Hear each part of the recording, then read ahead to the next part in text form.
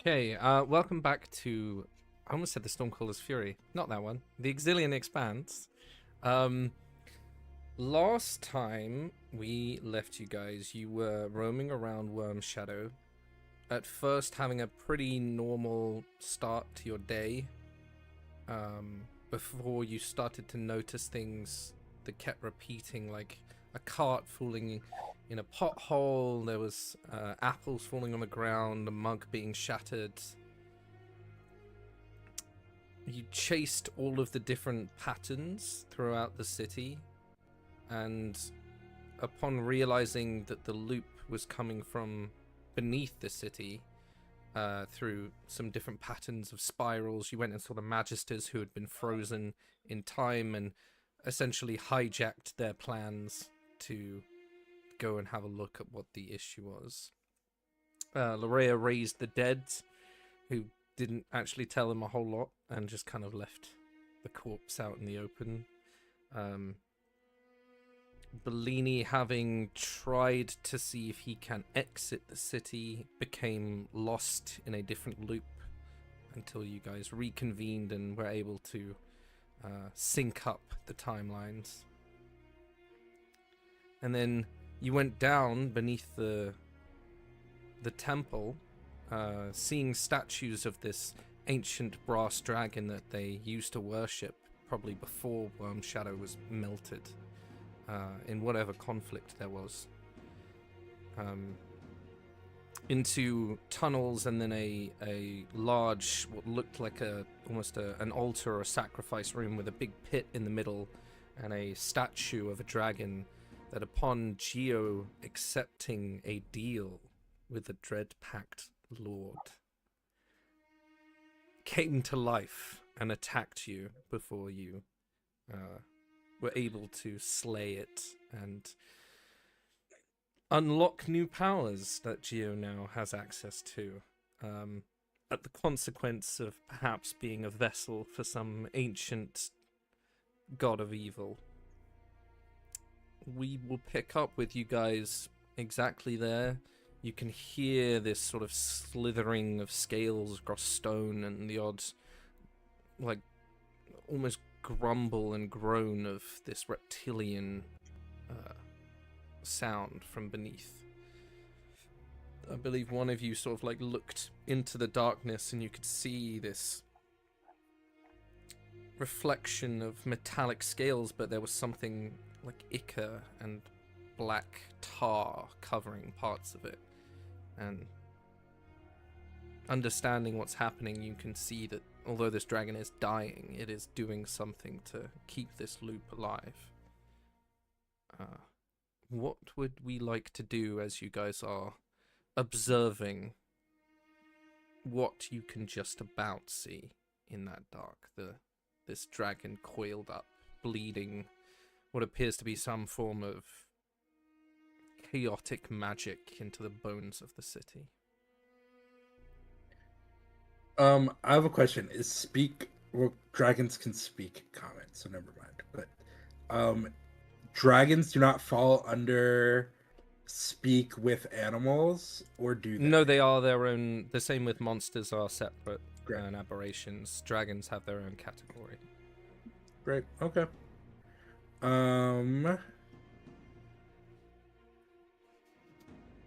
Cool.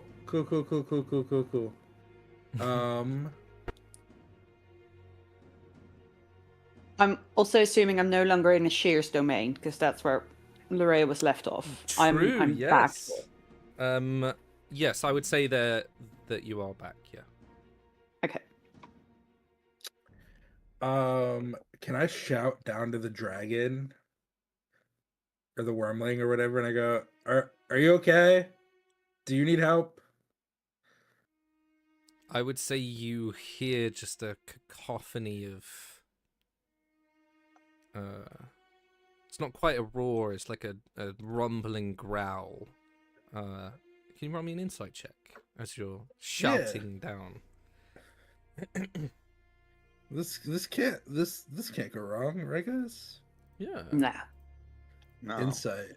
Oh, I'm good at those. An 18. On an 18, you can almost feel the pain coming up. There's something about this that feels, especially being a druid, that feels wrong. It's like it's corrupted. But you hear nothing back.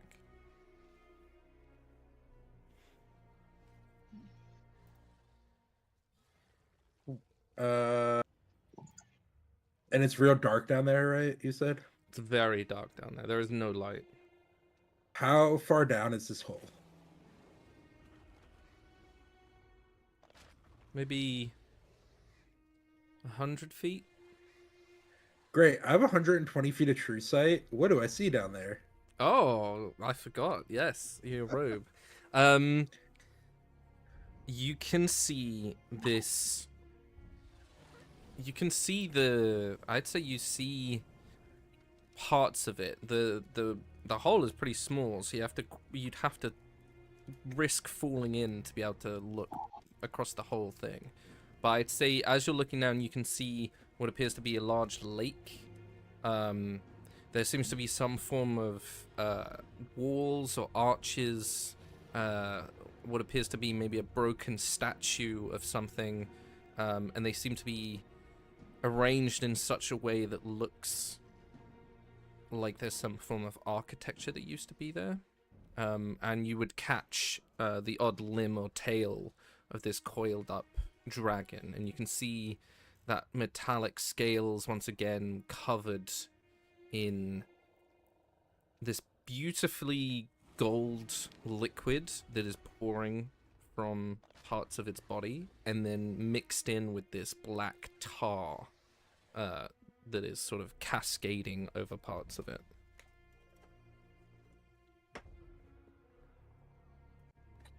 So something evil has corrupted this lake, and it's trying to kill the dragon, and the dragon is using its powers and or life force to keep whatever this evil corruption is trapped in the time loop. So I think we gotta fight them both. This is an assumption. Bellini otherwise has no idea. I otherwise have no idea what's happening. But I think our next step is jump in hole. And by jump in hole, I mean find a way safely down. I think you're right that we have to fight both, unfortunately. Can I set up a python and tie some rope to it so that we have a safe way down? If you've got them, yeah, I think so. I guess that between all four of you, you'd have 100 feet of rope, so yeah. Yeah. Yeah. Because you got so many supplies that you're probably like, oh, we probably need... I'll take this with me. Yeah. We've already set up one down the side of the cliff outside in case we have to try to climb our way out. True, very true. Okay.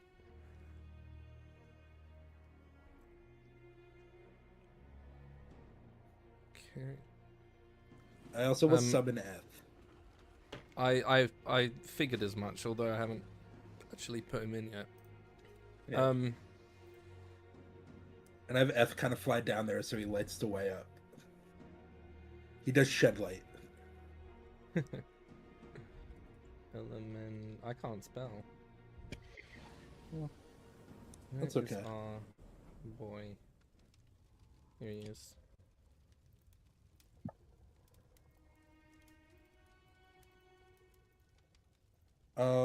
Lorraine and Ku, do the two of you have dark vision? I Nope. have Devil's Sight. Gio, do you have dark vision? Great. How wide is this pit? I mean, it's big. Let's take a look. Oh wait, hold on, yeah, Wide. let me join. The... 270 feet by. Okay, great. Well, I can cast light a bunch of times. I have About it as a 200 cantrip. by 200. Yeah, I mean, I can cast daylight as well, if we want like a brighter, less ominous, like, yeah. I can long also does it- an hour. Oh yeah, you Um, can also just cast up light a bunch of times. Yeah, I can cast it a bunch of times. I can cast like on Geo's shoes or something to have him have like Just make light Geo there. himself glow. He doesn't wear shoes. Well, You can make the hammer glow. that's true. And Geo's not an object, so I can't actually make him glow. But I can make the. Oh, I don't know if I want to touch that though. And I'll sort of eye like Alistar. I'm like, you know what? Your jacket will do, and I'll cast light on his jacket. And he's now wearing a high vis jacket, essentially. Okay.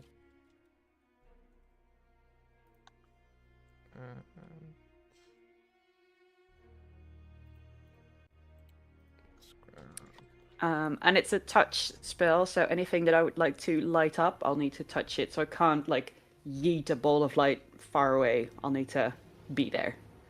I pull out a bunch of unlit torches from my bag, and I go, "Will these work? We can just kind of yeet these around." Sure, and I'll start lighting the torches. Okay, I just- as you I guys start hucking them down there. as you guys begin to like lob these torches down into I guess I'm gonna have to find torch. Yeah, get Okay. fucked, nerd. Let's put one. You thought we were gonna fight in the dark? How far can you throw? Is my question. If I can't, Geo I can. Yeah. Oh Yeah, yeah, it's a Gia can strength throw them thing, pretty, right? pretty far. Yeah. And even then, Put one on his head.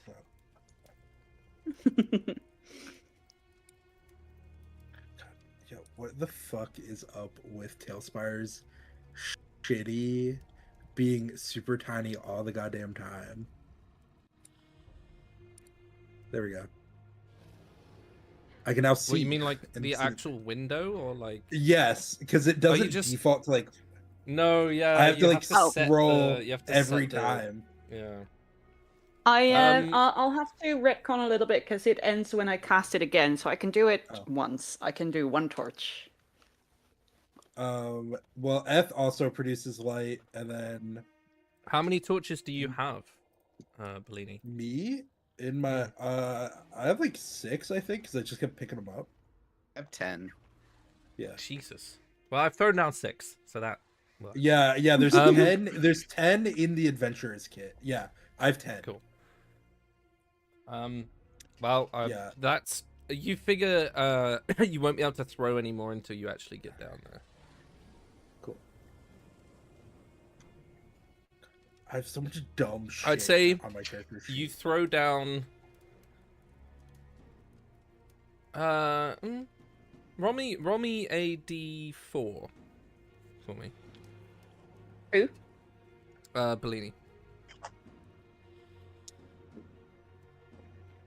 4. Okay. You throw down all 10, but 4 of them hit the water, and you see they just as soon as you throw them down. The rest of them sort of scatter about, as you can see on the map. Nice. Are you doing anything else before you make your way down the rope? I have Eth holding on to me in case I fuck up this climb check, so he can Mhm. teleport me up or down to safety. That makes sense. Okay. Because Bellini, surprisingly, not the strongest. Really? Strength may or may not be my dump stat. Anyone else? Just a Nope. fair Okay. fart. That's all. Yeah, that's fine. As you each make your way climbing down, can you all make me dex saves? As it is 100 feet that you're climbing down, trying to hold onto this rope, and make sure you don't die. Not 20. Very nice. That is a success. Big money, no whammies. 30-20. Oh, Yep. 17. Yep. 13. Ooh. Okay. Can you roll me a d10, please? Uh-oh. I'm guessing that's Geo. Yeah. 6. Okay. You make it about 60 feet down, and at the last, before it gets right to the bottom, you feel you can hear the dragon moving around, and as it sort of begins to clock onto all of these torches, it roars out, and the air from the roar is pushing you and sort of swaying, and you will fall 40 feet. Do you have anything you can do? No. I Can can just fall F- the 40 feet. Can S try to help him? Does Wait, F can have I a invoke Giant Might in the middle of it? Because then I'll only fall 20 feet if I become 20 feet high. That is true. Is giants? I'd say you have a reaction. So it's anything that is in your reactions. I Okay. don't know if that's included. It is not. Mhm. So I yeah, should just have fall. specified. That is 15 I- points of bludgeoning damage. Do I have any reactions that can save you? And I would say What Geo's about- probably the last one to get down, as you guys are like looking up and you just see a big body just poof, and like a little dust cloud. Well, It's fine. You have so many Geo- hit points. It's fine. Geo, you good? Yeah. Yeah, I'm only down to half. So It's fine. I'll start healing everybody. Okay, as you fall down and you can see that across the way there is this, it's like black veins covering the brass scales, and you can see that this dragon is clearly something has happened. And in the center you can see a large, it's like it seems to be a ruby, but it's been carved in the shape of a skull that is fixed on part of the chest. Can we all roll initiative? Yes. Wow. I have a 9.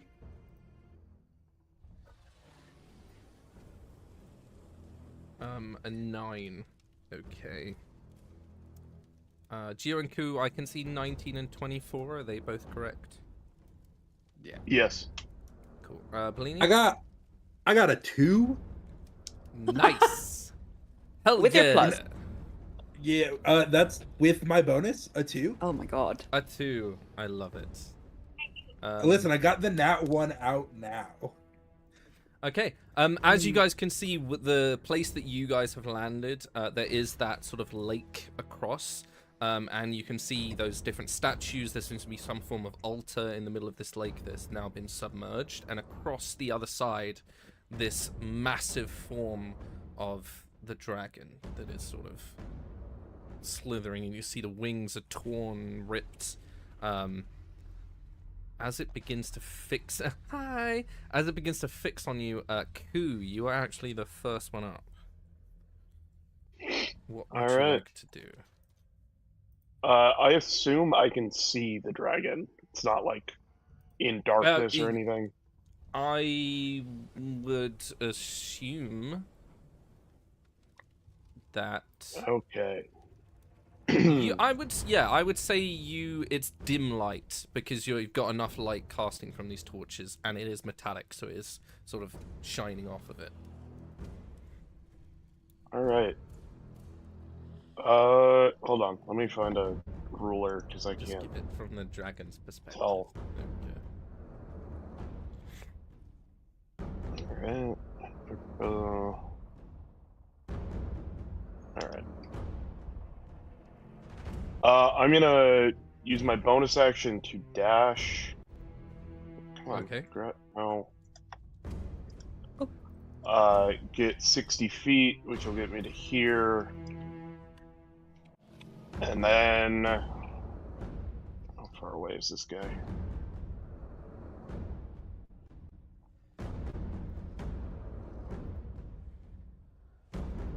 Oh, nope. There we go.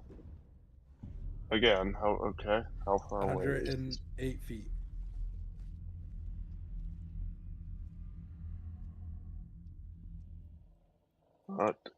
Yeah, I'd say maybe 110 to connect with it.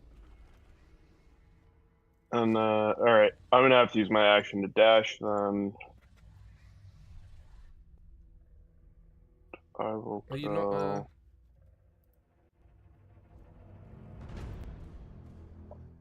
I'd have to take it at disadvantage, so I'd rather get some cover and get closer. Mm-hmm. And that is my turn.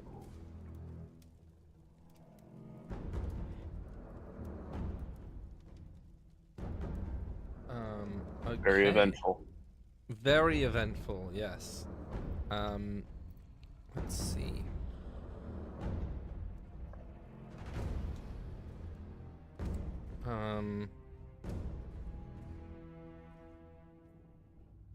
Let's see if it notices you first of all.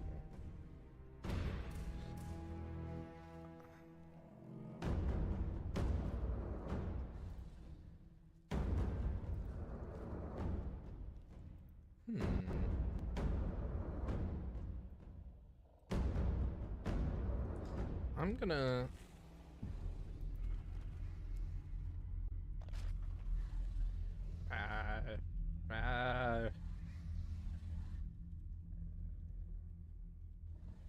It's close enough. It gets to about here, and you can see as it gets closer, you can see the parts of the skin has been corroded and worn away, and like this, you can see parts of the bone underneath.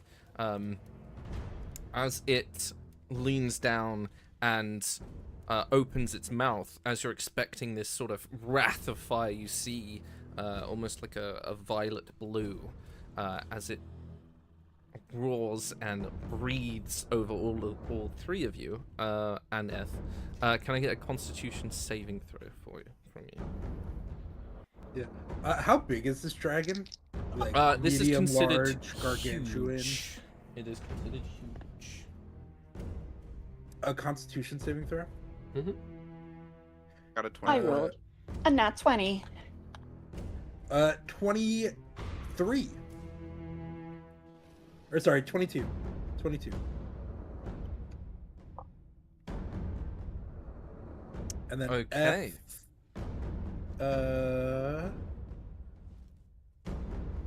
What kind of damage is this? F might be immune. It's not damage. Oh, great. F Constitution saving throw is a dirty 20. Amazing. So you all pass. As you feel this wave of magic pour over you, you can feel as you begin to either like run or duck or I don't know, charge at it, you feel the muscles sort of like slow down as your body is unleashed with this breath of chrono magic. But you all succeeded, Chronomancy. so you're fine. It is chronomancy. And that is its turn. No, it's not. I lied. I completely lied. Seeing that didn't happen, he is going to fire breath you. No, no, please, Poppy. Well, F is immune, so that's good. Oh no, I told a lie. I'm not. It is the end of its turn. No, it's because there are. Right. Yeah, it's because there's stuff in it that I need to wait to do. Geo, it is your turn. Okay.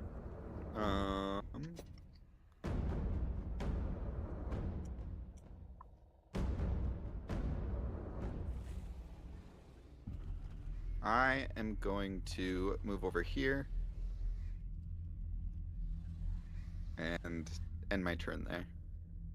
I Okay. can't get close enough in one turn. Okay. Oh, but as a bonus action, I am going to invoke Giant's Might, though. Got it.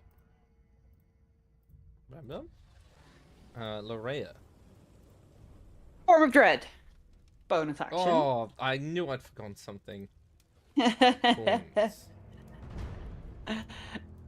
And like a little scaredy cat, I'm gonna... Oh, don't wanna... Fuck off. Ah! Here it is. Oh, I can't move my token. But you're getting me a monster anyway.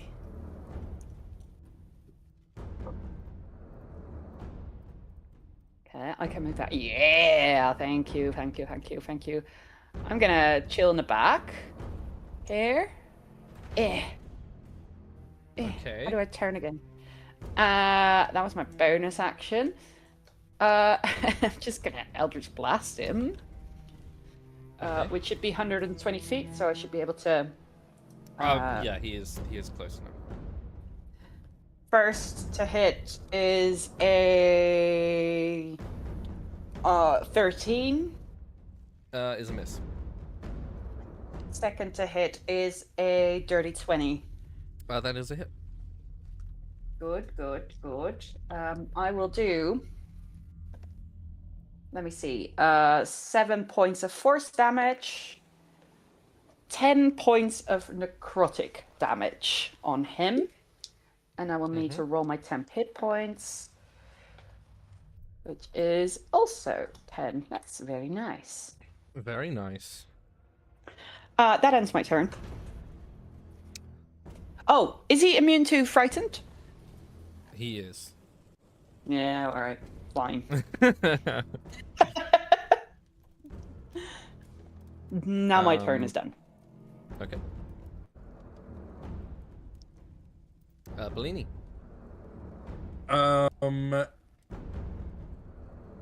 Question: how fucked up is this water looking? You can spend an action to investigate it if you like. Nah, fuck it. I take my staff in my hand and go, fuck this. Wall of Thorns. I need to make a dexterity save. I don't know why I didn't expect anything else. Bleeding One, I don't know how to fight a dragon. I have a Thorns? lightning wall. Bleeding does not know what he's doing. This is the third time. Bellini has seen a dragon, and it's the second time it's tried to kill him. So, Oh, that's funny. Let's go with this. Yes, that works. Okay, where are you putting it? Wall of Thorns goes in it's a 20-foot diameter circle that's 20 feet high and 5 feet thick around the dragon in the water. So he is trapped.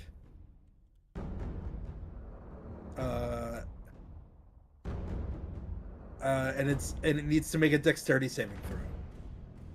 Okay, so this thing is 15 foot across, so it will need to be... How It'll clip tall is it? part of it. I can make it up to 20 feet tall. How tall is the dragon? Maybe 15 feet? Great. The wall is 12, so it's inconveniently tall for the dragon to try to step over. Okay. I'll just do this. Oh, I'm sorry. Yeah. But the dragon also needs to make a dexterity saving throw. Because it is getting clipped with it. And if it wants to move out, it can move through the wall of thorns. But it's slow and painful. And must spend 5 feet of movement. 4 feet of movement for every 1 foot. And the first time it enters the wall or on its turn or ends the wall on its turn, it needs to make another dexterity saving throw or take 78 slashing damage on a failed save. Technically 8d8 because F is out.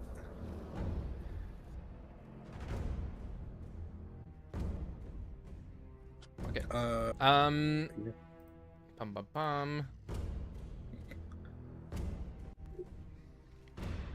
I rolled a 4.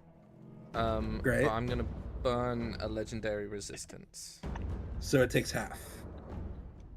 Yes. So let's see. 1, 2, 5, 9, 10, 15, 17, 8, 14, plus 8 is 22, plus 6 is 28, 28 plus 17 is 45 divided by 2. 22 points of piercing damage. And that's half. So that's already halved. And then F is gonna fly. Can you make F fly, please? It should be flying. Oh, great. Whoop. F is gonna fly up in the air. Mm-hmm. Just so he's like out of the way, and then is gonna fly and hover like 40 feet up in the water back here. And then I'm gonna move so that it can't breath weapon me and everybody else. So yeah, I'm just gonna move 25 feet over here.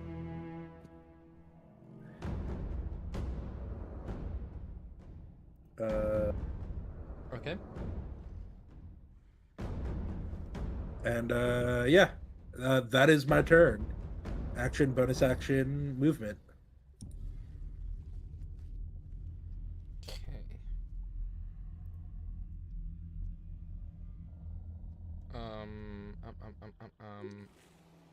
Okay. Ku, it is your go. Okay. I didn't think he was going to run back that way. So let's see how far I can Ku's get. just out of breath. Just.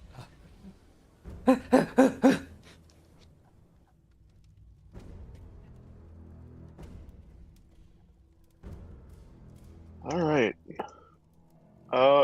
Yeah, I will use my bonus action and action to dash. So this is 60 here.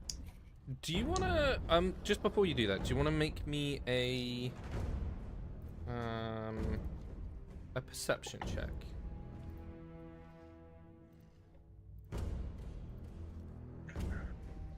$24. Okay. Damn. With a 24,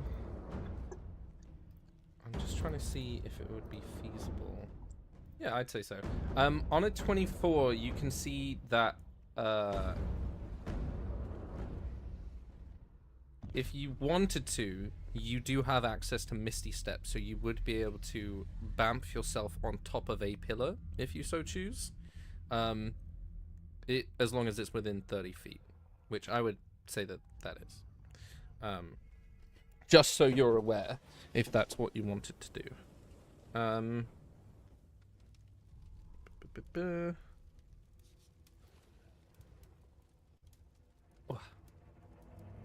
No.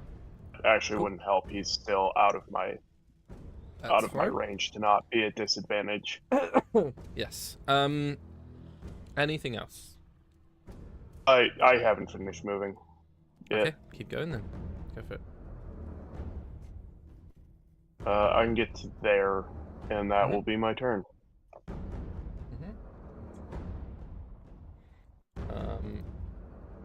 Here's my turn. Hey. No. Oh, okay.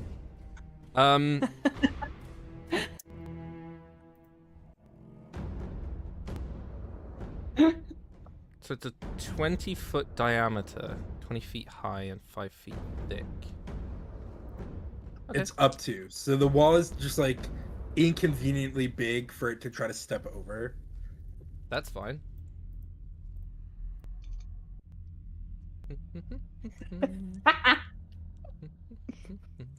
How tall is? Oh yeah, we're 100 feet down. Right. Yeah. How tall is the dragon? 15? I would. I'm trying to think about it because 15 feet doesn't seem big enough. So I hold on. Let me do some research. Because if he's only 15 feet, I'm bigger than the dragon. Dun, dun, dun. It's just a cute little baby dragon.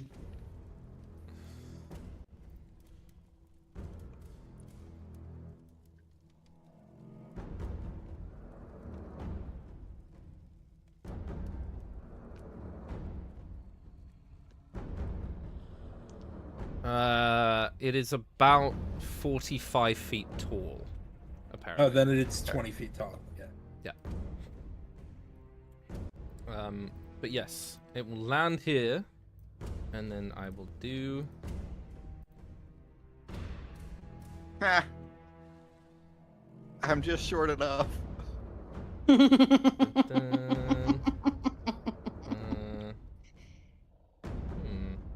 It can still only hit one of us. Interesting. That's fine. It will use a rend attack on Bellini. Not Bellini, on Geo. I was about to say, I'm all the way over here. What the fuck did I do? Bruh, what did I do? Okay, so the first. Let me grab my damage. This one. Okay. First attack is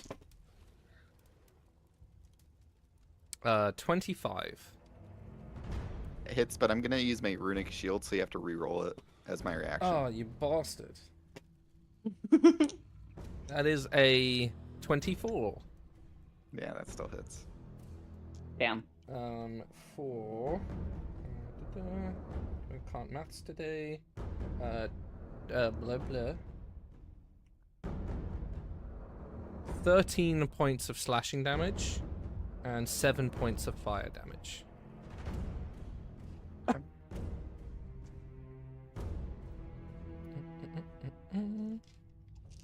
the first one. Second one is a miss. Third one is a crit. Oof, damn. So that is 11,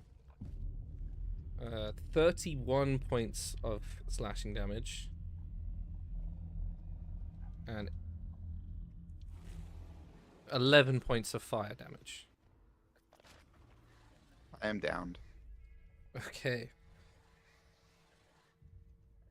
All right.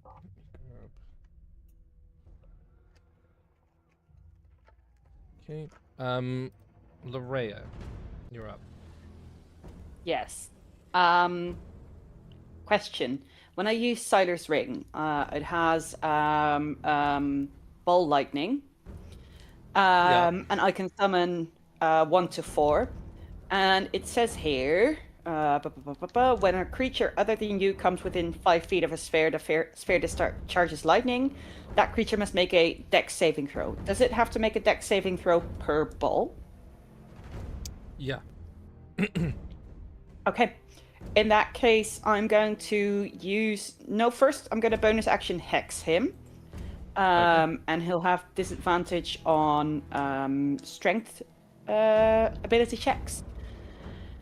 And then I'll use 2 charges on the ring to deposit 3 balls next to him. And he'll have to do a dex save 3 times. DC is 15.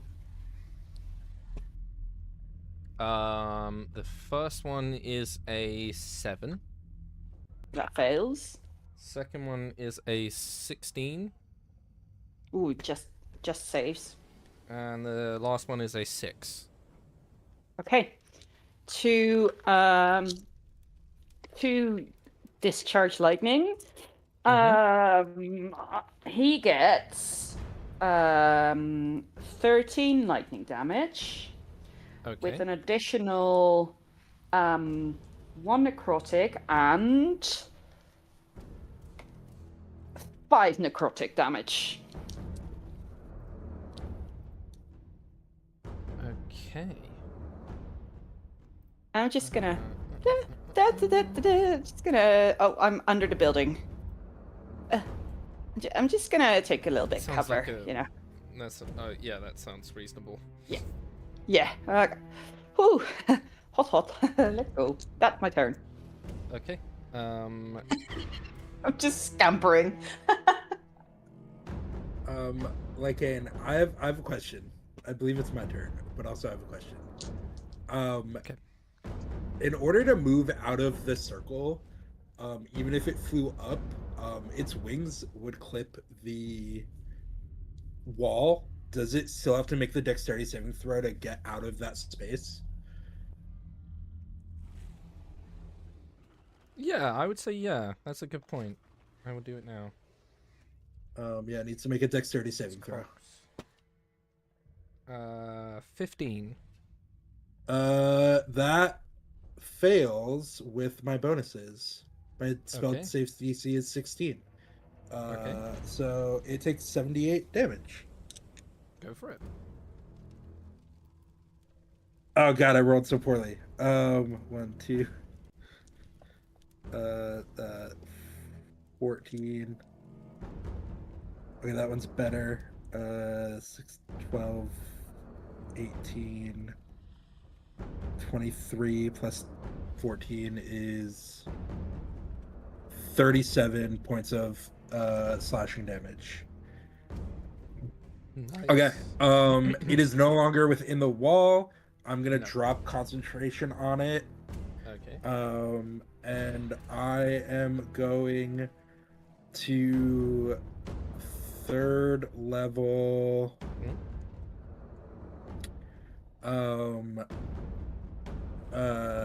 Healing word on Geo as my bonus action. So that's 3, 4 plus a d8.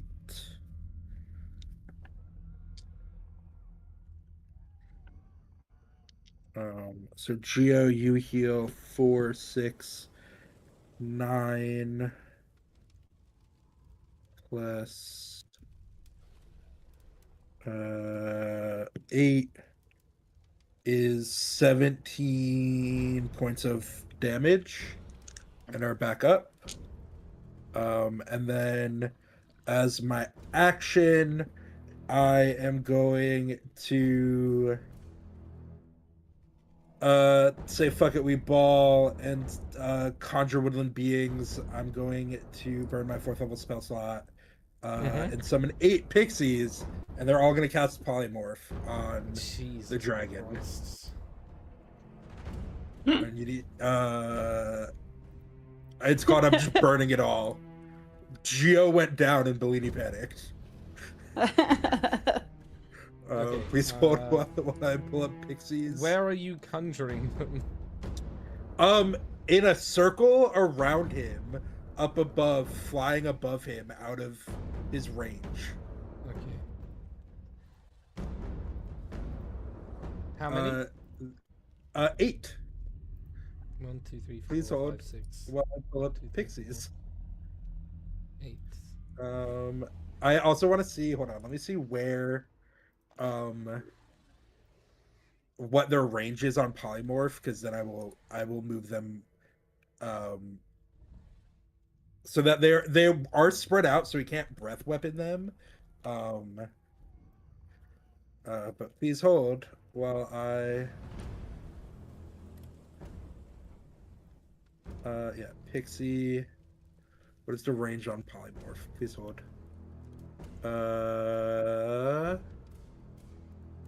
Polymorph range is 60 feet, so they're 60 feet away from the dragon. In whatever direction that may be.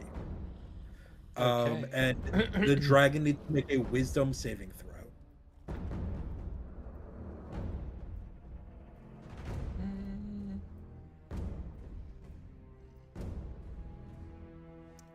For each one. Well, it right? needs to make, yeah, it needs to make 8 wisdom saving throws. Jesus Christ.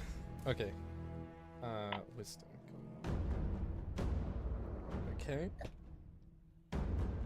What's the DC? 16.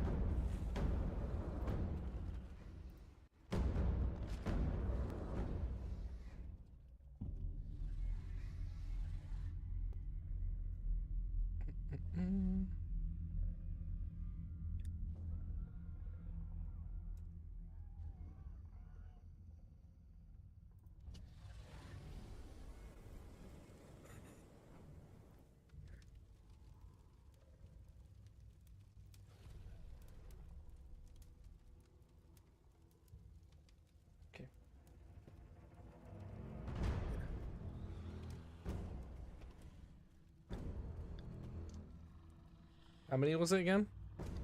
8 total. Okay.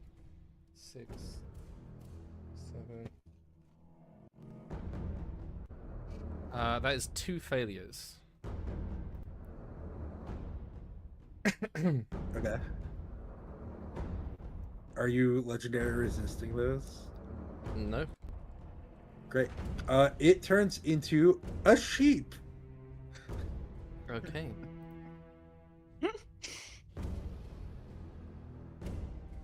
And here's the 5e SRD sheep stat block. It has 1d8 hit points, an armor class of 10, strength of 12, dex of 10, con 11. I can just link this to you, but here you go.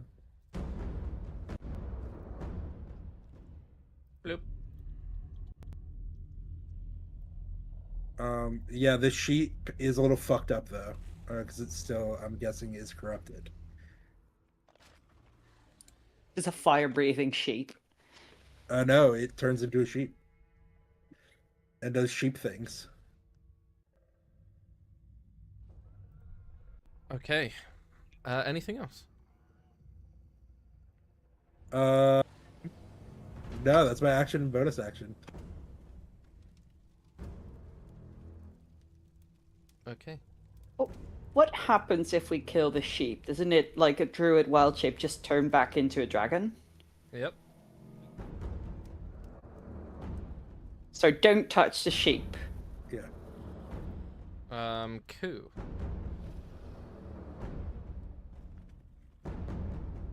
I don't really know what to do.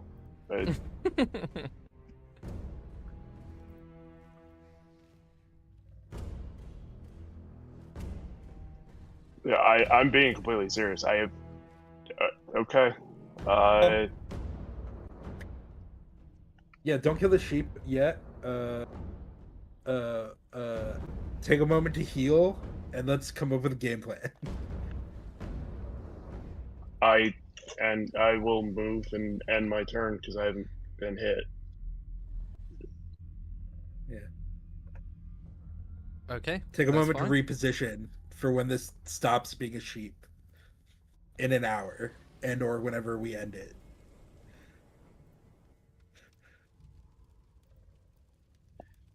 Mm-hmm. 35, 40. Bloop. It's gonna bite. Geo, it's your turn.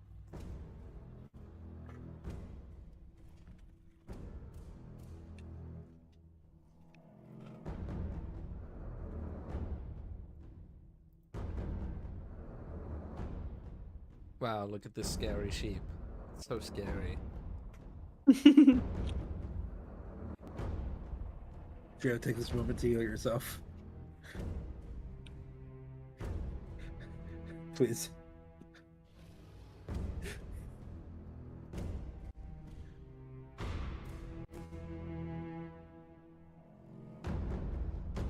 You're muted. I heal for an additional 17. Cool. Nice.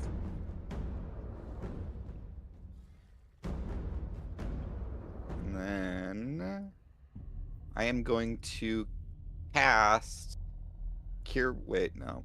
That's only on normal action. Never mind. Bonus action, I'm going to heal again.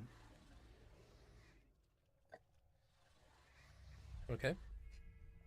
And then that'll be my turn. Okay.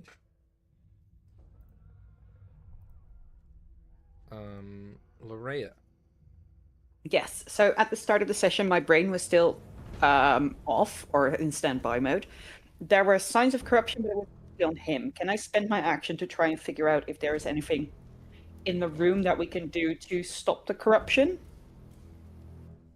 Yeah, if you want to make an investigation check, from again, what are you looking at specifically?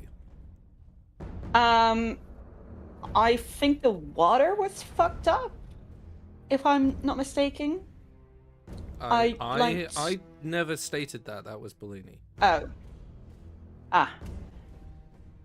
I'd like to check if I can find corruption elsewhere in the room, or if it was only on the dragon.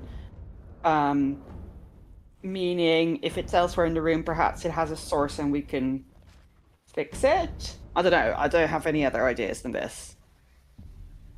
Okay, yeah, make me an investigation check. 16. I can confirm that the water is not corrupted. You can't really see anything else that's new in terms of in the room that would have caused this to happen recently. All of the structures and the statues are old. They look very old, and so they've been here a long time. So if this was going to happen because of them, they would have happened. Yeah. I'll convey that to the rest of the party, and that'll be my turn.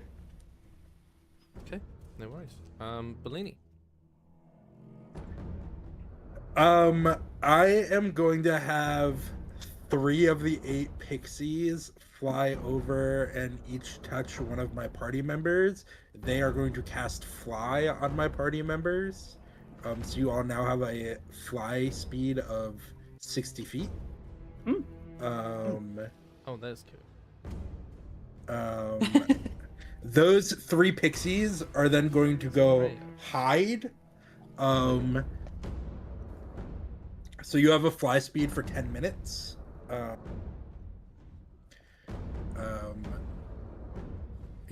So they're gonna go, and then those 3 pixies are gonna go like hide in a corner somewhere, so that they can't be.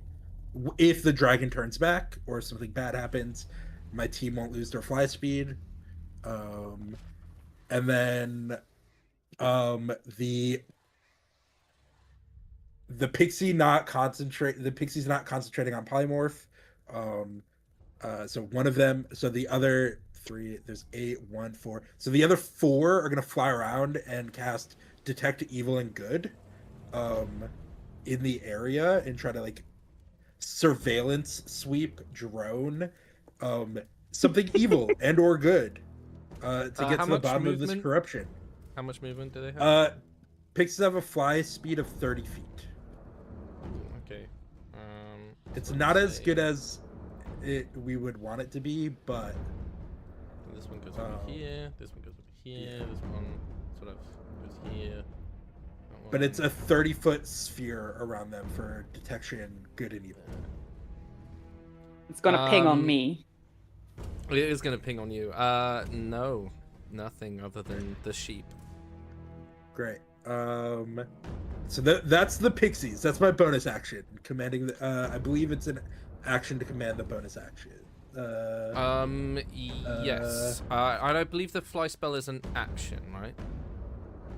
The pixies cast it, not me. Yeah, no, I'm just double checking.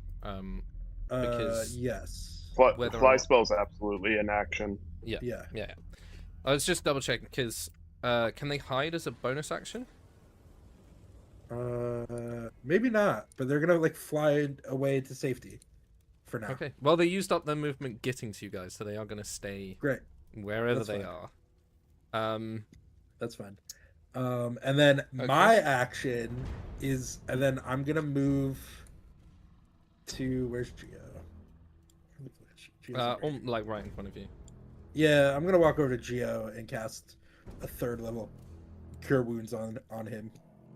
Okay, I'm going to bite you on the butt. You can try.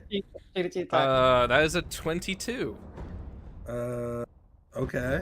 What the fuck? And you take 1 point of crushing damage. Great. And I just pet the sheep. Oh, cute.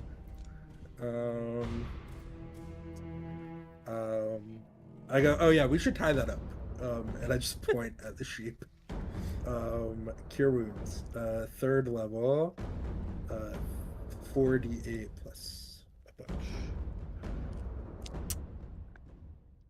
Geo, you heal another 21 plus 4 is 25 plus 3. You heal 28 points of damage. Can you make your concentration check? You have advantage, but still. Yes. I'm also a warcaster, so I could have killed the sheep, but I'm not going to. Does a concentration is plus my spellcasting modifier, right? Yeah. Cool. That's a 19. Yeah, that's fine. Yeah. Cool. Yeah. And I look at the sheep, trying to figure out like why is it a fucked up dragon and not a regular dragon. Well, I mean, at the moment you can't tell because it's a sheep. It's fine. That's fine. We'll figure that out. Anything else? Yeah, I just kind of want to do a panoramic sweep. Well, I can't do anything. That's my action and bonus action, but yeah, we're good. Yeah. Cool. You're You're muted, but I'm assuming from the shaking head you're saying there's not much else I'm gonna do. I end my turn.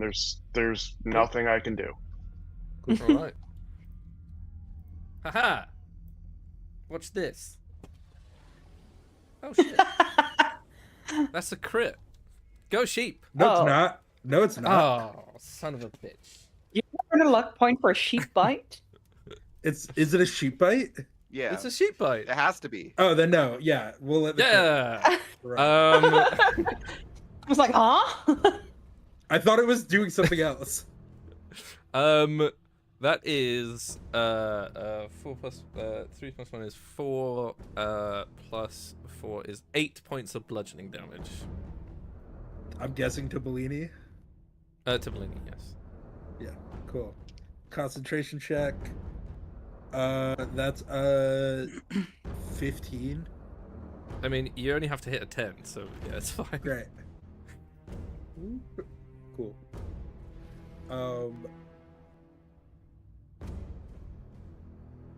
I know it's not my turn, but I go, okay. I look at the group and I go, so yeah, this sheep will turn back into a dragon in a period of time. We should position ourselves slightly better and then I guess kill this dragon. I don't know if we want to do this standing on this kind of around this lake, or like try to find more stable footing. I don't know what corrupted it, but I can't find a source of evil besides the sheep dragon. Do we want to position ourselves and then I can unturn the sheep and then have the pixies try to help us fuck it up? Yeah. I'm gonna stay underwater because I don't have to breathe, and it breathes fire, and I'm assuming that it's going to block a lot of it. You Not have to be magical right fire. next to it still to burns on attack the Not wall. magical fire. Sorry, I didn't hear it. What did you say? Magical fire still burns underwater, so you'd essentially be in a pot. Then I'll just stay behind this little rune. I can go in the water. Yeah, if you want We'd to. have the same problem. I won't. I mean, whatever you guys do, the dragon is going to keep trying to attack Bellini, but it's very unlikely that he will drop concentration. Well, actually, that's not true. I will hogtie the sheep up. Geo is 20 feet tall. Can Geo and I take a moment, Geo, if you agree, for us to tie the sheep? I will agree, but I'm not using rope. I'm using chains. Ooh. Pinky. Edgy boy. Do the chains I take hurt? it you're They using do. Chains of Dominion. Yep. Well, before this happens, everyone positions themselves. Geo, how hurt are you still? Do you need more healing? I'm at 80 out of 105. Great. Aren't we still in initiative? I don't think we can just decide we That's do true. something. Yeah. That's true. We are. Yes, we are. Yeah. But Geo, you are up first. So I can put the chains on right now, but I can only put them on while he's a sheep because he's smaller than me. Otherwise, they don't work. Let us get into position first, and then if the chains deal damage, it'll probably break the concentration. Yeah, So, 2d6 are round until it can break out of them. yeah, it'll probably one-shot the sheep. I would actually say you could still apply it because in Giant's Might you're considered huge, are you not? Yeah, but it specifically says that are my same height or smaller. So Oh, same once it's the size. dragon, well, but once it's the dragon again, I wouldn't be able to use the chains. Because it's bigger than me. So how I consider smaller size, I would consider it the categories that they are applied to. And if you're huge in Giant's Might, then I would still consider it the same size. Okay.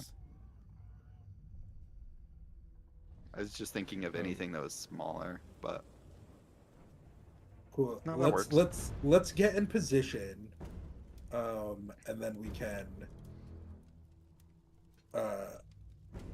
Well, Jew, you're Go up for first. this. So what are you doing Yeah. on this round?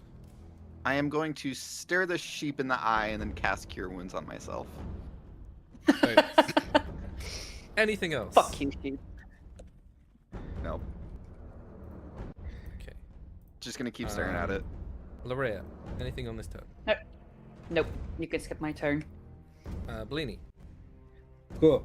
I cast Cure Wounds on myself, and then how deep is this lake?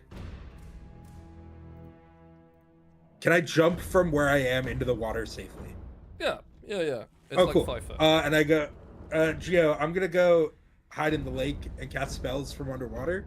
And then the pixies are gonna fuck some shit up. Once I'm in the water, you can chains of Dominion the sheep, and then we're just gonna fuck it up. But I'm gonna do it from the safety of the water. Bellini tucks and rolls off the cliff, just like salutes, dives in, heals himself, and has the pixies that cast fly on the party hide so that they can't get one shot by the dragon. The pixie casting polymorph, the other pixies are just kind of scattered throughout the area,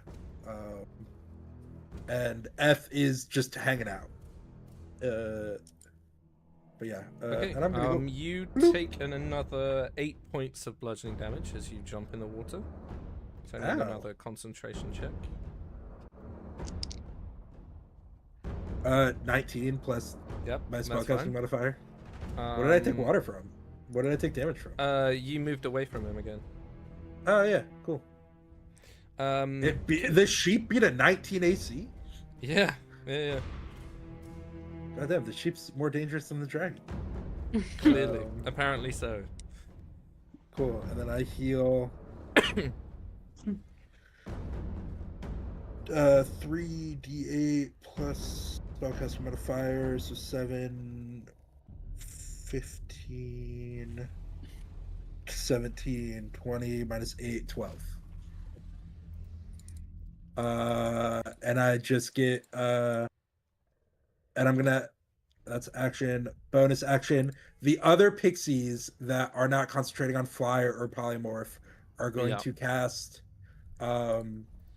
phantasmal phantasmal force in their brain on the sheep. Is the sheep / dragon a undead or construct? No. Great. It needs to make 4 intelligence saving throws. The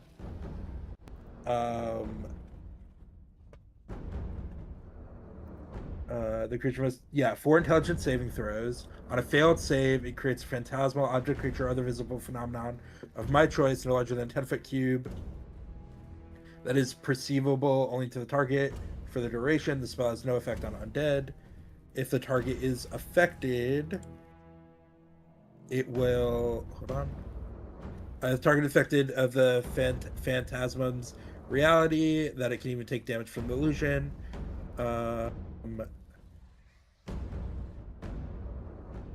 Each round on your turn, the phantom can deal 1d6 psychic damage to the creature if it's within 5 feet of the sheep/dragon.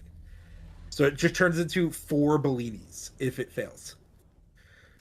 That is only one fail. Great. So there's I rolled a Bellini standing obscenely up on the high. cliff. There's one Bellini standing up on the cliff next to the sheep/dragon. Okay, we'll use this weird purple person. Yeah. Here. Cool. And then it's Geo's turn because I'm all set. Well, no, it's still Vaughn's. Like, Oh, does Vaughn go first? yeah. Yes. Vaughn goes first. Yeah. Gotcha. I don't do anything again. Just Okay. ready your action to shoot. I am going to make an intelligence roll as sheep/dragon. Okay. You watch as your death staring at Geo. It sort of like narrows its eyes, and it walks off the cliff and takes 11 points of bludgeoning damage as it falls on the ground, which means that it's a dragon. Bosh. And that means I only had 4, so 6 carries over. Which is only its movement. I'm really staring it in the eyes right now. And then it is going to unleash. Yeah, it's pissed off. It's gonna unleash its. Just on Geo. It's gonna unleash its chrono breath on you. So I need a Constitution saving throw, please. Okay. I'm glad I have advantage, but it didn't help. I got a 15. That is a fail, so you are incapacitated until the end of your next turn. Okay. Done. That is its first attack.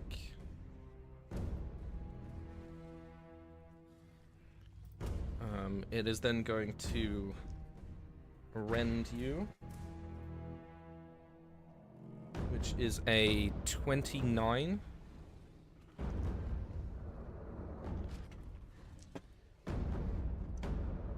For 12, 18 slashing damage.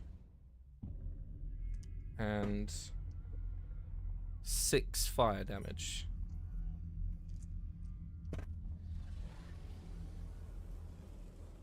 Now And at the last one 69 misses. health.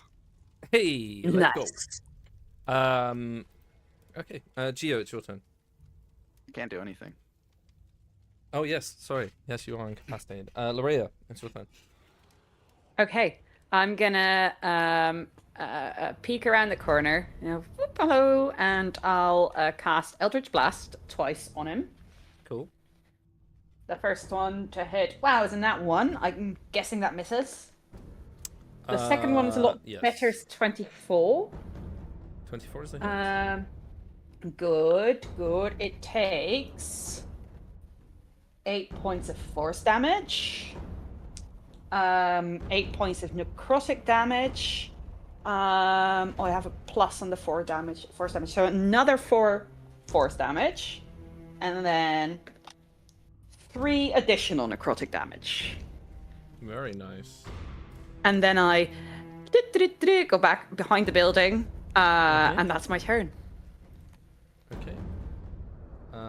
Bellini. Is the phantasmal force still next to the dragon? It's not within 5 feet. Cool. It's gonna move within 5 feet of the. Can it move? I don't know. It's your spell. I'm reading right now.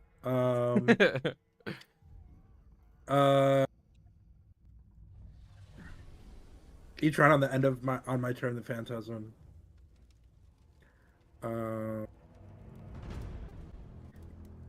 It No. Range 60 feet. But the language is weird. The phantasmum created to appear as a creature can attack the target. So then can it move? I don't know. I can link you the spell. I'm equally as confused, so don't worry.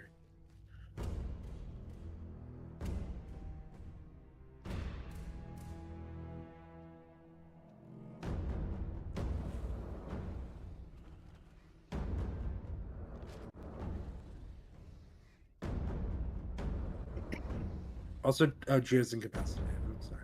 Well, not anymore. Affected by yeah. the spell.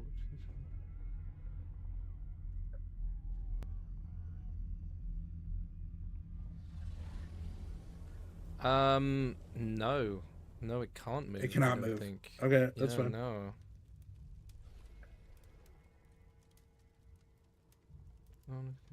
Deal. Yeah, no. So I would consider it that it like you conjure Bellini, and then if it gets within 5 feet, it will like wacha, because you can Okay, also cool. conjure things like bridges or Yeah. tidal waves or things like that. Cool. Okay. 3 on flying, 1 phantasmal, 3 with other spells. Pixies are gonna go. I have a ton of tabs open. The 4 pixies that aren't actively concentrating on a spell are gonna try to cast Entangle on the dragon. It needs to make a strength saving throw. Remember, it is hexed by Larea for strength saves or strength checks.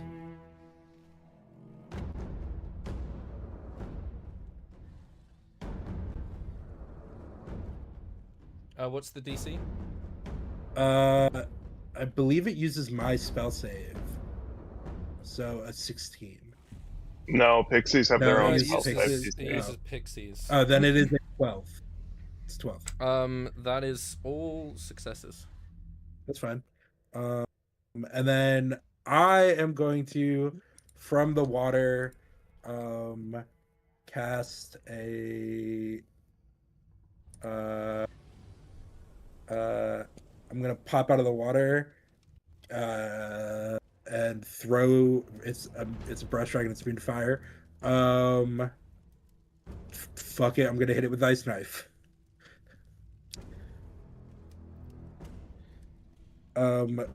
Does a 18 hit? An 18 is a hit. Yes. Great. It takes 1d10 d10. Takes 8 points of ice damage, of piercing damage. The shard explodes and each creature needs to make a dex saving throw. That's not the dragon, right? No. No. Great. Yeah. Ice knifed. And then I hide back under the water. I go boop, back down. Okay. It is going to use a legendary action to beat its wings. So I need Geo to make a dexterity saving throw, and your DC is 19. Holy shit. 20. Nice. Let's go. And then it can fly up to half of its flying speed. So it will go. Oh, I should probably do this. Ah! Ah! Everything's you should going also make- wrong. You should also make it so the other party members can fly while you're at it. Oh yeah, I should do that. Okay. 20. Okay. Coop, it's your turn. I'm making you all fly. Alright. Where the fuck is Larea? Oh, there you are. I'm behind the building. And... Did they cast it on you, Bellini? No, because I planned on being in the water. Cool, very cool. You can press Control to go up or down. Ku, it's your turn. I'm not gonna move because that's just gonna fuck up a lot of stuff. I'm just gonna fly out 10 feet, take 2 shots, and then fly back instead. Cool, that's fine. Because Geo is still within 5 feet of this thing, right? Not anymore, no. Okay, never mind. I'm gonna have to. I'll use my actually, no. bonus action to. It is. I had to think about it. Okay. It is.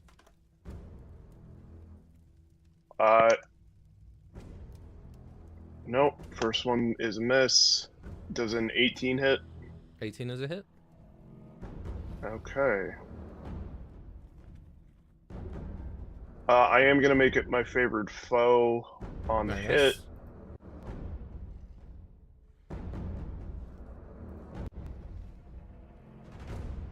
That is what the.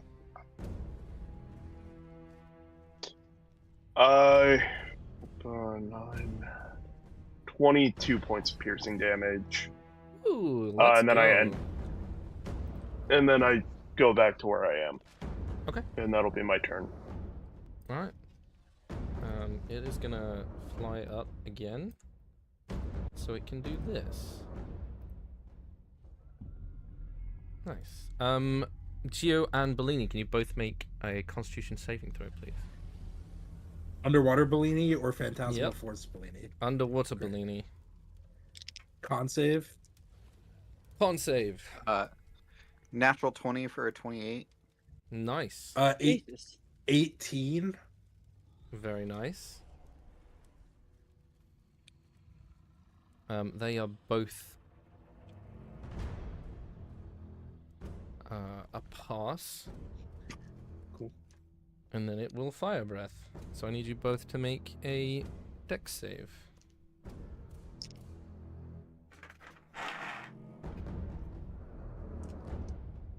$13. 15. Okay, that is 2 fails. Well,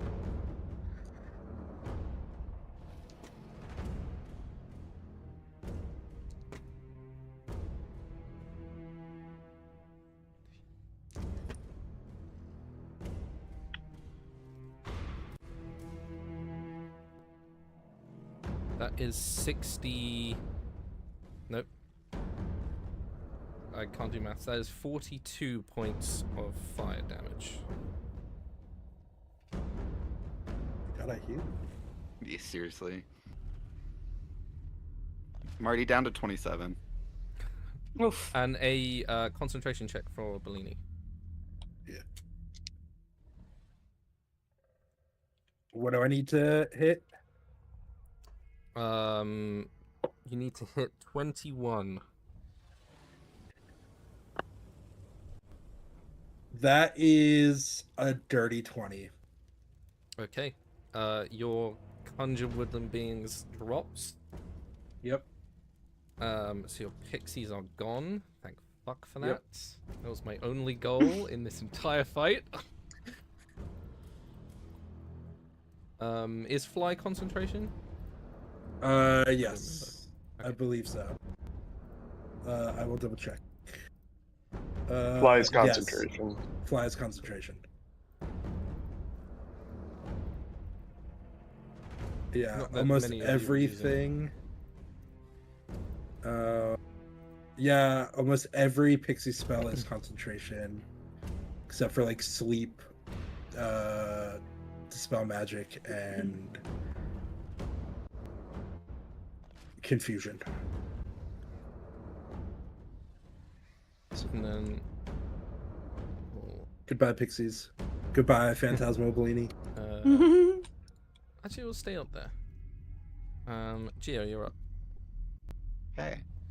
I am going. Wait. So I'm not flying anymore, right? No. Correct. No. How close is he to me? Can I hit him? No. Then shouldn't he have gotten an attack of opportunity when it flew out of his threatened range? Yes, that's true. Do you want to roll your... If you want to take an attack? I will use Dreadfall to see if I make it. The first attack does not hit. Then... The second one is a natural 20. Nice. We love so to it'd see be... it. You only get one attack for your attack of opportunity, so it'd be the first one. Oh. Even if I have multi-attack? Yeah, because it's your reaction. Am I right, Vaughn? It's your reaction? Yeah. Yeah, you use your reaction to make one attack. Yeah.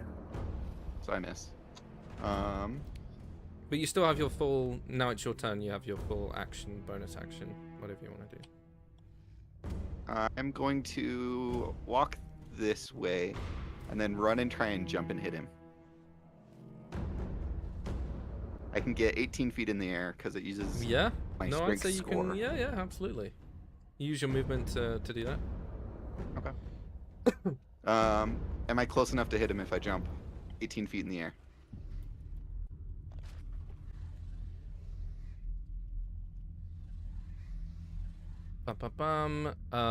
I'd say you get one hit. No, I'd say you get both. Yeah, you can have both. Fuck it. The first one I miss again, It's a big target. and the second one I got a... Wait, was that a natural 20? Yes. A nat Very 20. nice. So there's a crit. So that is 26... 32. I'm going to add the Astral Spark to it, so that's 35. And then Giant's Might is 41 points of damage. And I'm going to expend 2 charges to use Chains of Dominion on the dragon. Okay, describe it to needs me to make a how strength you're check. doing this. So when I jump up, I just manage to like hit him, and then from Dreadfall comes these black chains, and he just gets pulled to the ground, and he needs to make a strength save. Otherwise, he takes 2d6 necrotic damage. Okay, he succeeded. He rolled he rolled a 13 plus 6, so 19. Okay. With disadvantage from Hex. It's only on ability checks, not saving throws, unfortunately. Oh, gotcha. How much damage was the total? 42. Okay. Nice. You watch as Gio sort of like hits into it, and the dragon sort of tumbles. It is going to fall down. And as it's sort of breathing that sort of last breath, and it's closing the eye, it then flicks open. It has undead fortitude, so it is on 1 hit point. Damn. Oh, we can fix that. Can I invoke... Oh wait, I already did action surge. Damn it, never mind.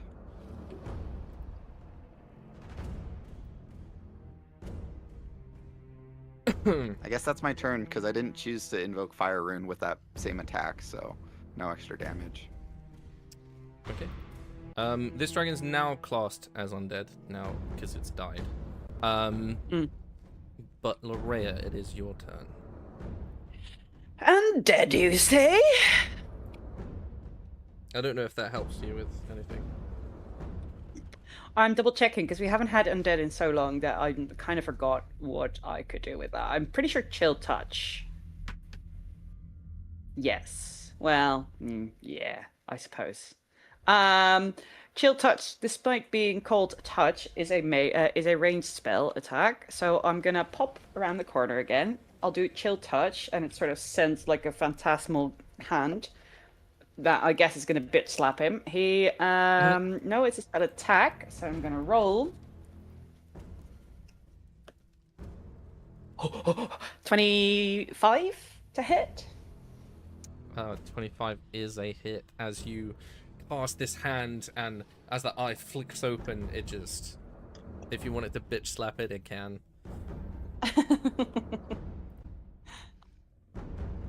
Let's make it menacing. Let's say it sort of like tries and pluck an eye out or something. I don't know. Excellent. Yeah, you see that hand come out and sort of silence that last breath that the dragon tries to make, and falling into a tumbled mess of half necrotizing flesh. You can see that this dragon is now dead. Okay, so maybe the pixies weren't the move. I don't know if polymorphing the dragon helped us besides healing, giving us an opportunity to heal. I think it did because I would have died again otherwise. True. Like I'm already back down to 27 from Yeah, I'm at 18. 90. Can I take a look at the ruby that's been in this dragon's chest? I don't want to touch it, but I want to get closer and actually look at it.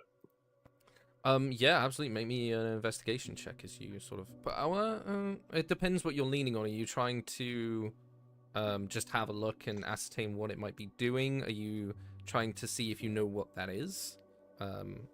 What is the?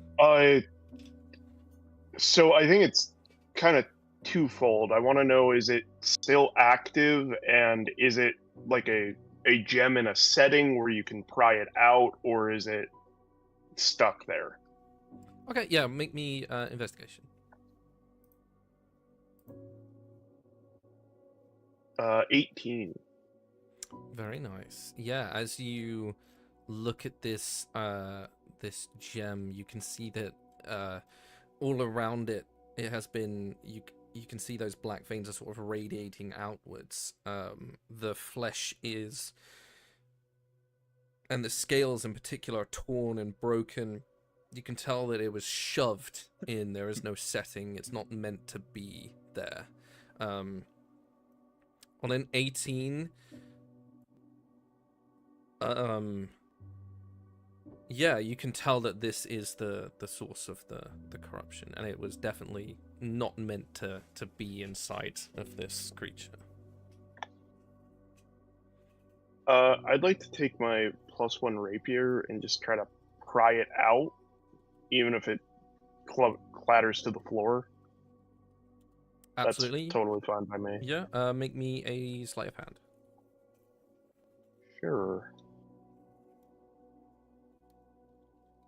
29.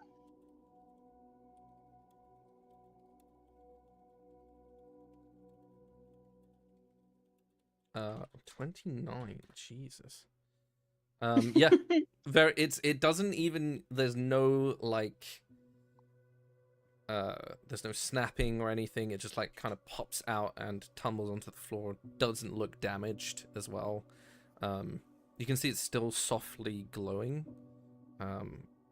It's like this dark red color crystal gem. Can I take the Cloak of Billowing? I know it has the shard of the mirror in it, but just like use that to pick it up, kind of like you would dog poop in a bag. Mm-hmm.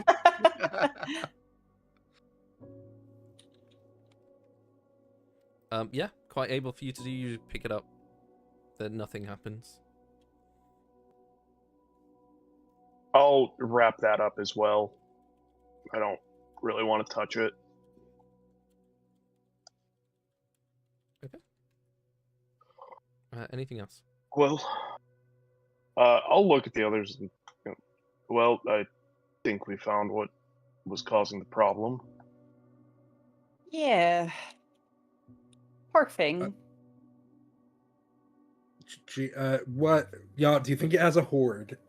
And two, Geo, I guess we can replace the scale you lent me to awaken that tree. Oh yeah, I could just pull off another scale, huh? Yeah. I'll do it, but I'm gonna take 5 scales this time instead of 1. Yeah. I grab a small pile of dragon scales. The ones that look not fucked up. Quite able for you to do, yeah. Great. And then I'd say you want to can look take. around this cave. You can get 5 decent ones that don't look very corrupted. Each or total? Each. Fuck it. Cool. It's a big dragon. Manage What type of skills are they? Bronze? Brass. Brass. Brass. Add custom item. Nope, that just completely deleted it. Cool. If you scroll all the way down, there's other possessions, so you don't have to have like a custom item. I forgot about that section. I still have my I'm five- also going to take 1 brass dragon scale. I don't need 5. Absolutely. Yeah.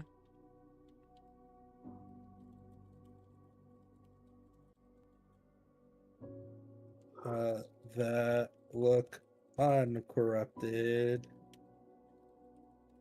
from corrupted Durgan under tap.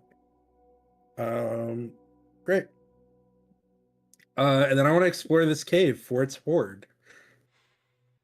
Okay. I mean, you guys have free reign of the place. And I would say Bellini swimming around, make me an investigation check as you're looking at the sort of religious iconography in the middle. Investigation or perception? Yes, please. Investigation. Okay.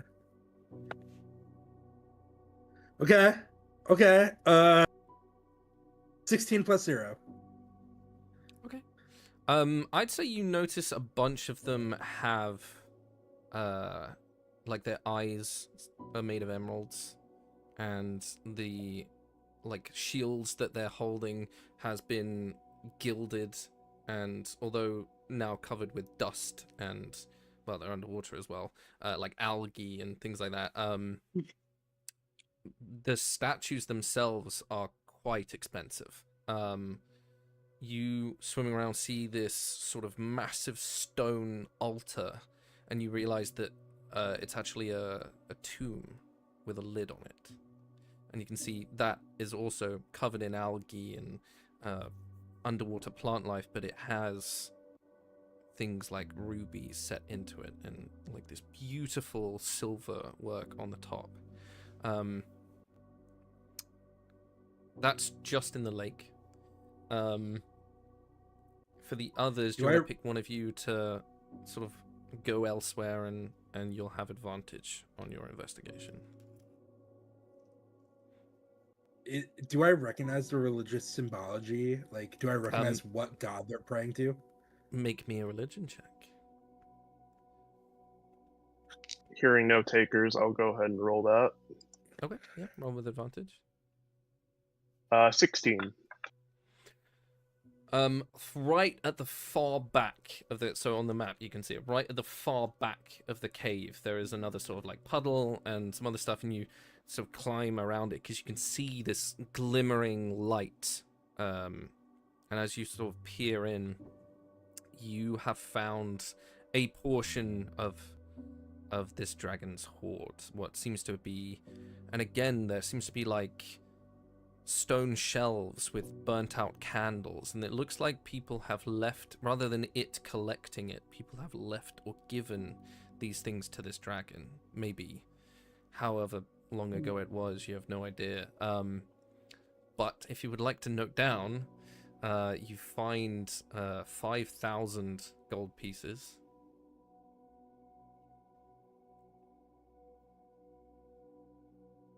That's pretty good. Really you also good. find a gold locket, a silk handkerchief. There's like a bird cage with like different filigree on it. It's definitely things that people have left. Those are the things you know have value. There's also like a painting of like a landscape from long ago. There's like a tarnished brazier. There's the skull of what appears to be some fiend with like horns. More and more. I'm trying to think of the word.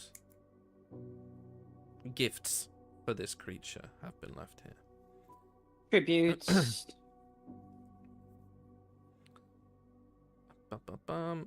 You also find a jar of ointment.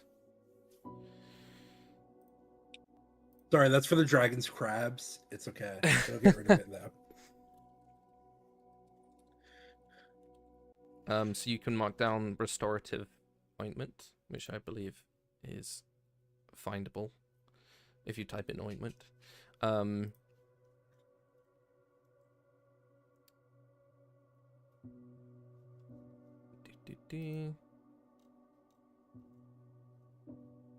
As well as, where is it?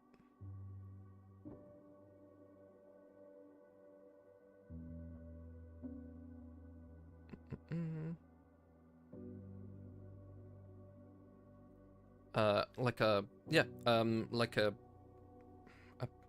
what appears to be about a rod of brass about 6 or 7 inches long. The sort of tapers. This sounds so wrong. Sort of tapers off. Do you want to make me an Arcana check as you looking at this thing? 18. You find a wand of binding. Kinky. Kinky.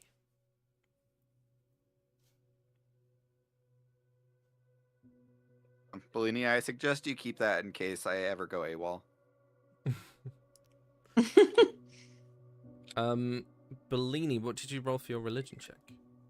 A 19. Ooh. On a on a 19, I would say that you come to understand that this appears to be where is it?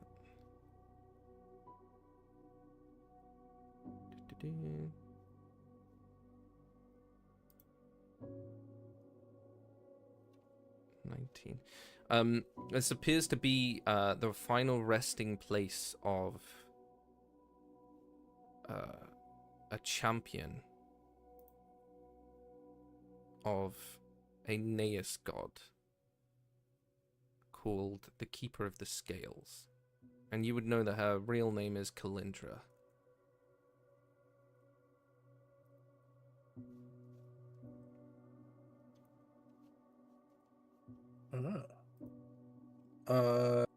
What do I know about Kalindra? She's the god of balance? She is, yeah. She's the goddess of equilibrium, harmony, stability.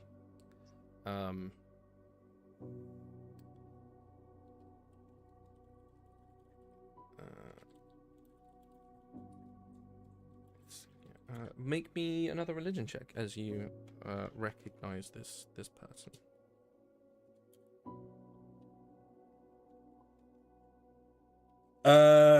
13 total. Ooh. You definitely know of them. The Neus are the neutral gods. They never took a side in when when the Trinity told the Pantheon to stop interfering as much after the Veil was created. The Gilded Souls ascended to only channel through their clerics and their champions and their avatars. The Dread Pact said no, and they still to this day try and influence the material plane into chaos. And the Neus said, we don't want any part of this. We will stay neutral. We will intervene if we have to, but we are going to stay as we are. Some of them wandering the world, some of them just doing whatever their duty requires of them. I would say, even with a 13, you know that one of her champions did ride a brass dragon, and that would probably be this dragon. But they weren't a warrior, they were sort of a warden. And so they would go around making sure that there was balance across the world. And one thing in order to do that was they had the power to stop time and change things and restart it so that their presence was never felt and that the balance could be kept. And I'd say that's all you find on a 13. I will come up out of the water, and Bellini's just kind of like floating because I don't know if he has to tread water. He has swim speed.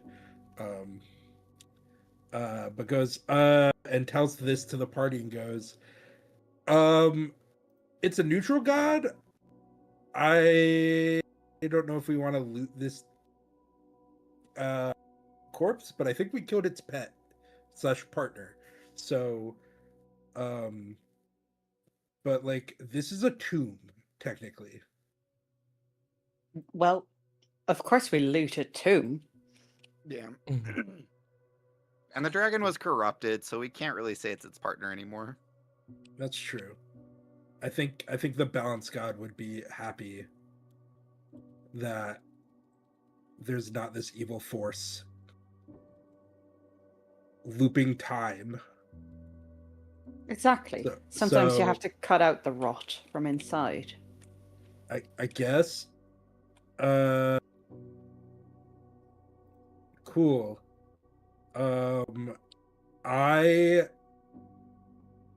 Bellini will help the group. Bellini is slightly uncomfortable disrupting a tomb of a warden of a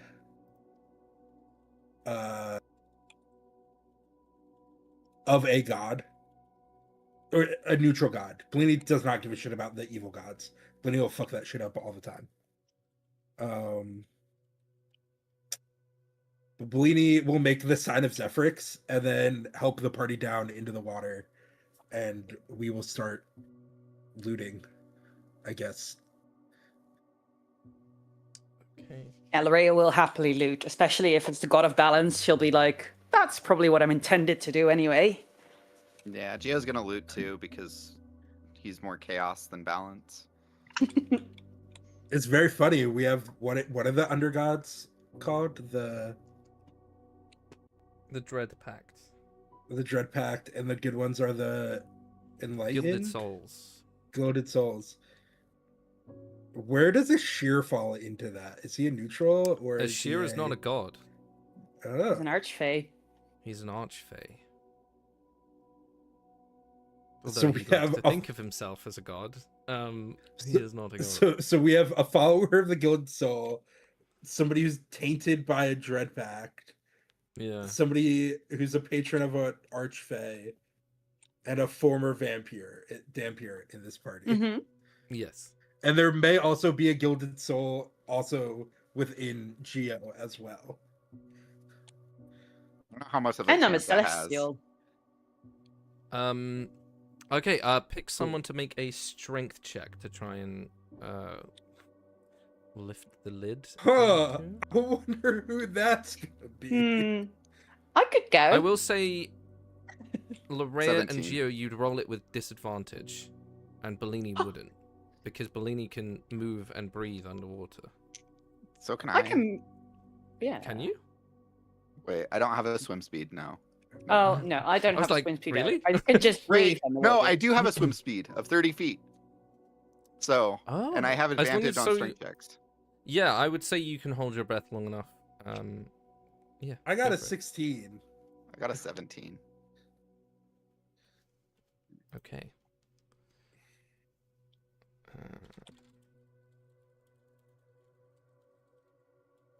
I rolled a 17, but I have a -1 strength, so 16. You did roll better than I did. Okay.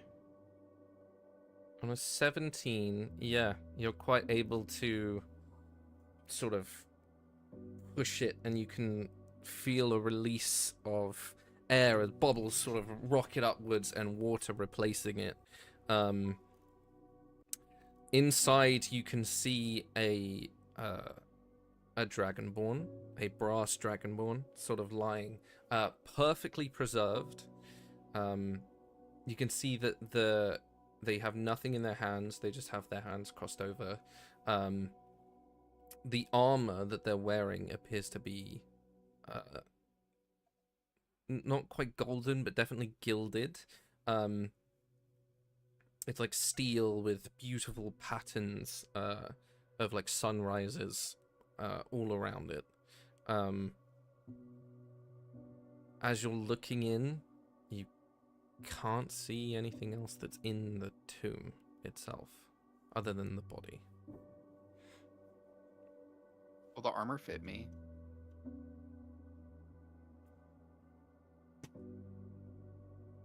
No. Damn. Okay. I'd say this person's a little bit more lithe than you are, so it'd be a bit. What does my true sight give me? Is there anything invisible in Doesn't look like it.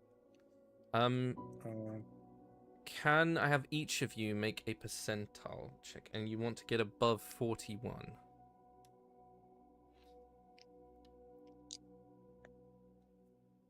Uh, 99? That works. Damn. 9. Okay, that makes sense.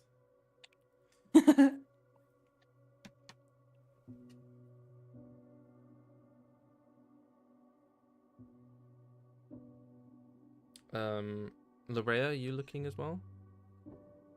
Well, can I? Because they have to do the strength check. Yeah, that was just to move the lid. Oh, So you could've okay. just Yeah, been there sure. looking. I'll be there as well, and I'll also ask, like, do you guys want to talk to him? And I'll look around for anything else. I'm gonna say yes, because I want to know I if mean- it knew the Reverie God. So I can Yeah, ask that'd it be some cool. Questions. I will say, Yeah. when you guys are looking, you're still underwater, so you have to sort of swim up to talk and then swim back down.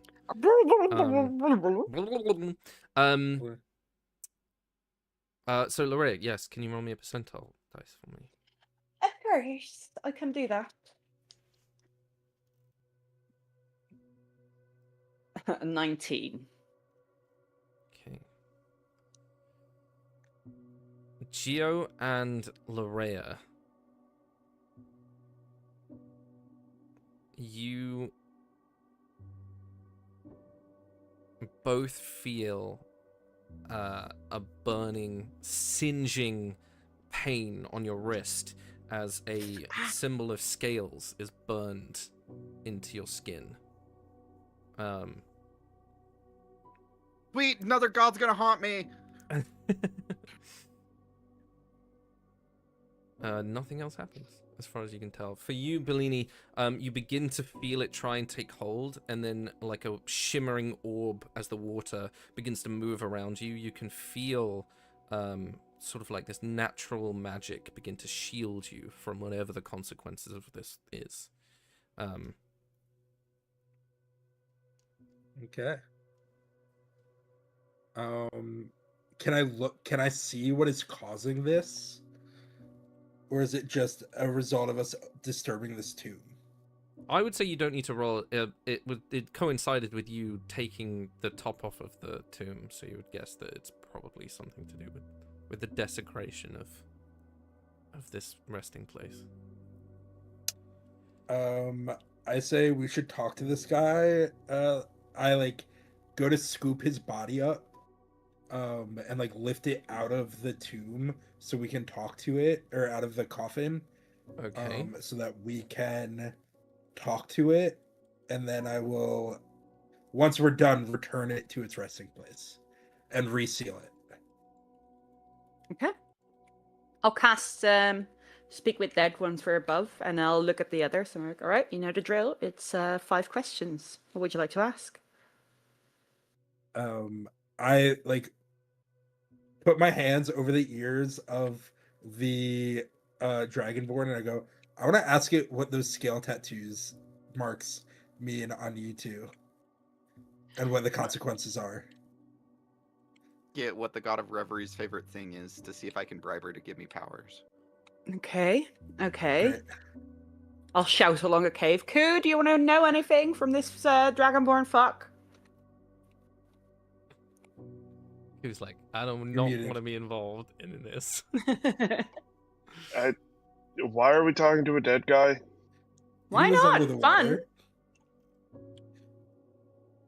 water. I also want to ask him what he knows about the corruption that affected its dragon companion that was trapping this town in a time loop. Okay. So that's 3. Anything else? We don't have to use them all 5, by the way. I think we pause and repeat this once we have those 3 pieces of information. Okay. I'll go ahead and ask them. Oh, yeah, sorry. So the phrasing I want it to be is, what are the consequences or benefits of this scales mark on my companions? Okay. I'll ask him that question. Okay, ask me your questions as this body sort of moves and their eyes sort of flick open. What are the benefits and or consequences of this scale mark on our hands?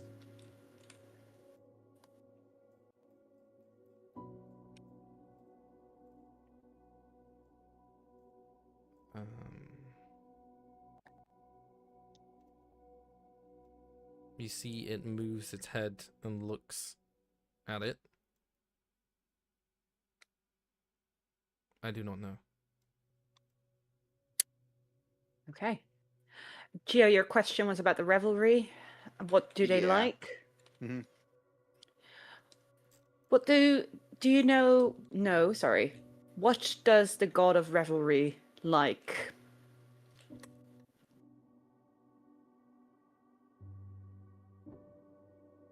That is my question.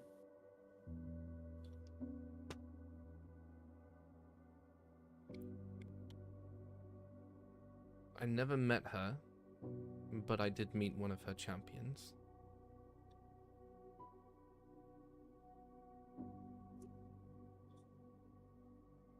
She likes ensuring that those who dream are safe. And that any soul that has found its way lost in the dreaming is returned to its rightful place. Okay. Your other question, Bellini. Your dragon companion, who presumably was guarding over this tomb, was corrupted by some sort of black ichor and a ruby embedded in its chest, trapping this town in a time loop. What caused the corruption or the time looping? Let's see if it. I'll ask the question. Yeah, Yeah. that is the exact phrasing then. Yeah.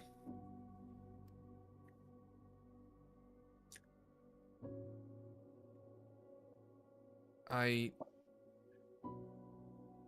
can only guess that Sumathal created the loop in order to prevent him from getting out. Dragons are beings of magic and infinitely more dangerous than any army. And if he should be not in control of his own senses, it's more than likely he did it to save himself. Perhaps he did not realize the boundary would go that far. And as for the gem, rolled a natural 20. As for the gem, because the boundary had gone that far, I would guess that this gem is some form of aether stone, which enhances magic.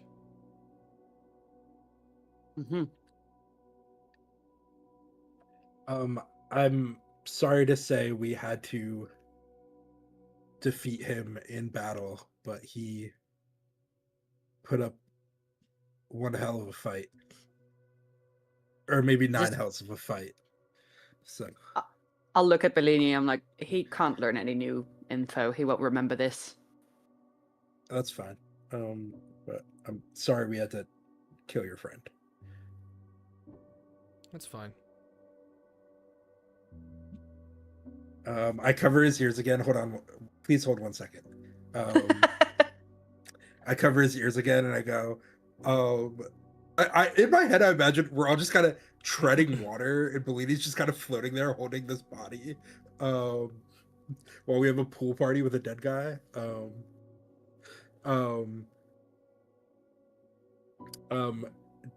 Do we want to ask him how to remove those marks from your wrists? He already said he didn't know anything about them, so he probably Oh, that's doesn't true. know. Do we want Well- to ask how we can talk to his god? Yeah, I was going to suggest the same thing actually. How can we meet with a Kalimdor? Kalindra. I don't know where that name came from. Candelabra? Candela. Yeah. How can you meet with her?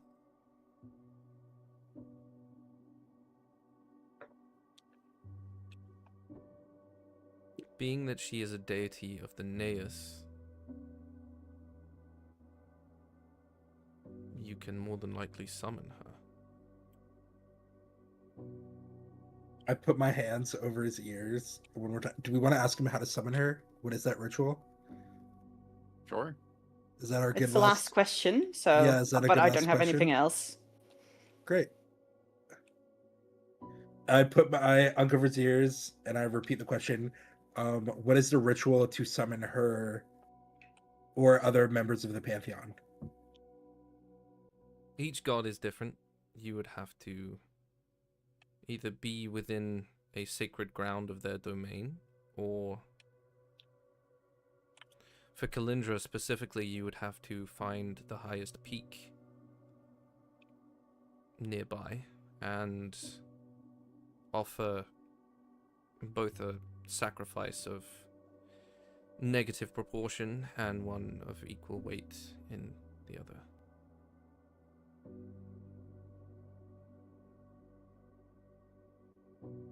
And also ask Ashir a favour, perhaps. It seems he kind of has tea parties with the Muse and the Lord of Torment regularly, so perhaps he can be of assistance. Well, I think that's all 5 questions. So I'm gonna place you back in your tomb. Do you want the lid sealed, cracked? It's gonna be full of water regardless, so I realize he's dead and can't answer, but Can you make me We an should just insight put it roll? all the way on. yeah, I can make an insight.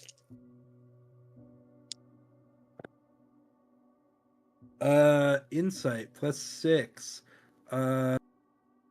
16 + 6 is a 22. Okay. And I'd say this goes for all of you and Lorea as well.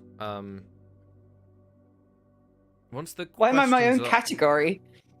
because it's your spell. Once the questions are up and you Okay. feel the spell sort of leave, you can see that the Dragonborn's head is still moving. And they sort of regard Bellini.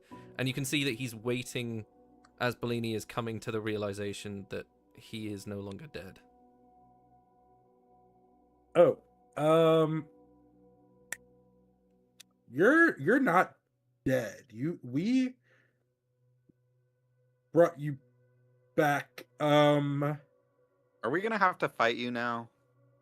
No. Are you gonna? Do you want to go back into the tomb, or are we just kind of setting you free? Well, unfortunately, I can't hold my breath that long, so I would prefer to be set free. Oh, you're like alive. Yes. You're not even undead anymore. You're alive. I was placed in a way that I would not be disturbed until your companion brought my soul back into my body. And Why? Yeah. What he said. We had no need to be on the earth. do you need to be on the earth now? I would need to ask my god as such.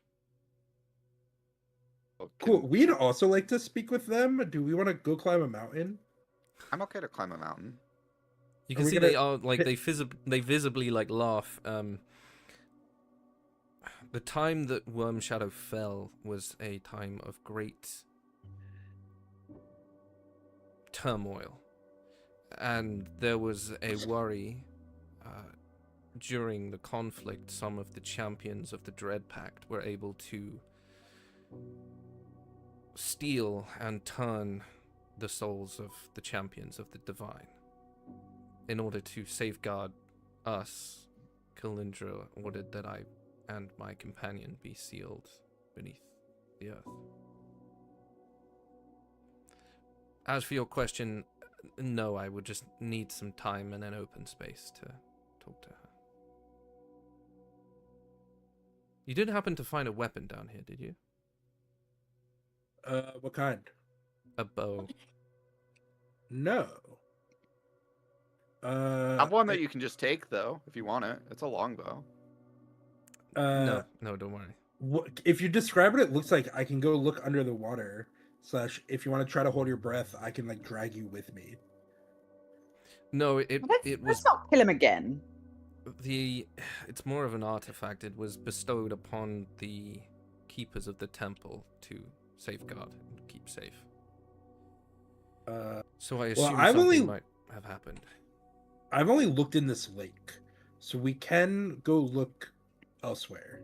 I know my friend also looked around, and I look up at Ku and I go, Ku, did you find a bow anywhere? Sorry, Highly magical. We're gonna put a pin in that. Who are you? I am Okan. I am the champion of Kalindra. I was. Akon? Akon. Okan. Okan. And besides Kalindra, who are you allied with? We hold no fealty to any realm, if that's what you're asking. We do our best to keep the world in a state of harmony, and we only intervene as and when that harmony is in disrepair.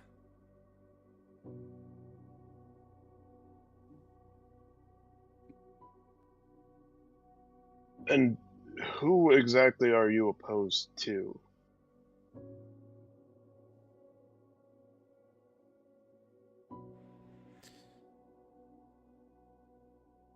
Mainly those who follow the gods who were struck down.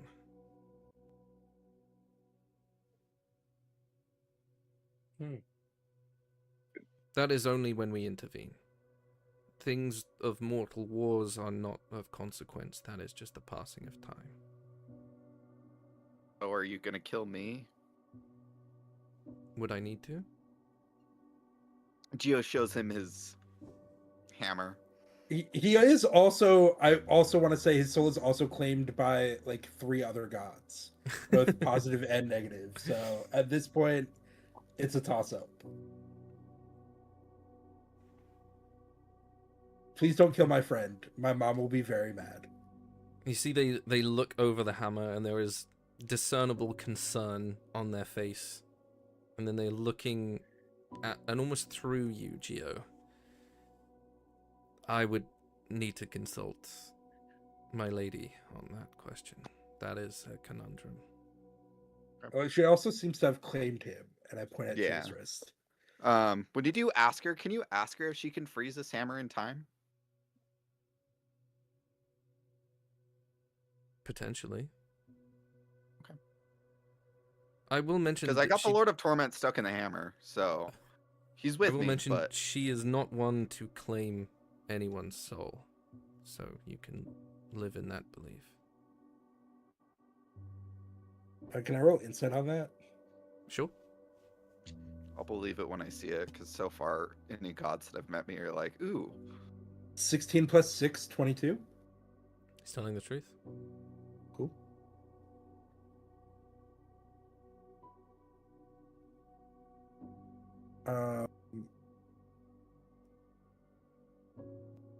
Cool. And is there like a bank to this lake that's not a cliff wall? There's a set of stairs. Cool. Yeah, Aquaman swim from the new movies, just kind of over to the bank, dragging this man in, presumably full plate. Yes. Yeah, I was like, if I let you go, will you sink?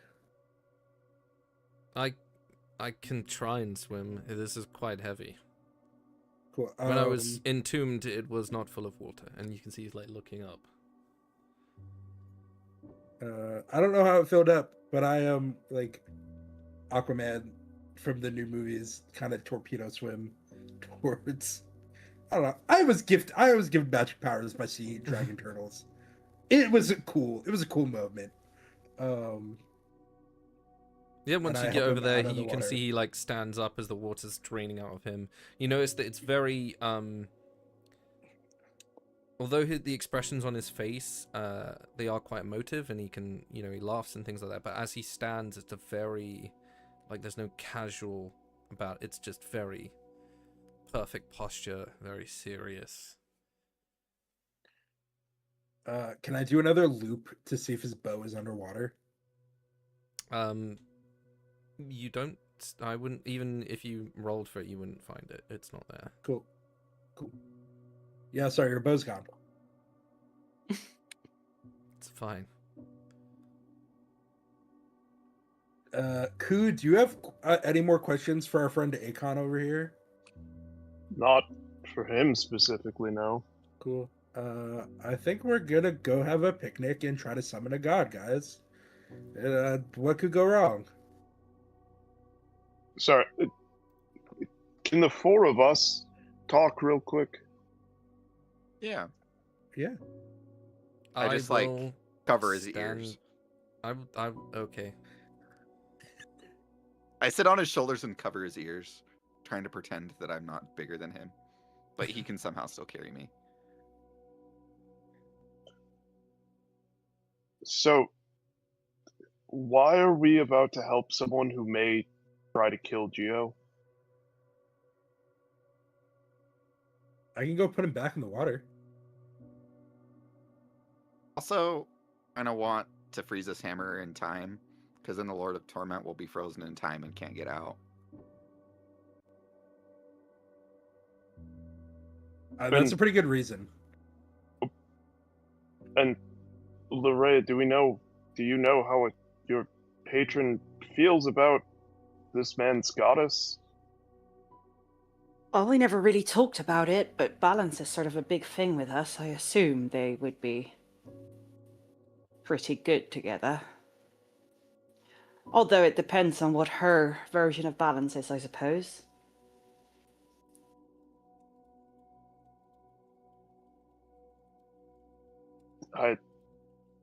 Okay. I guess I trust you all.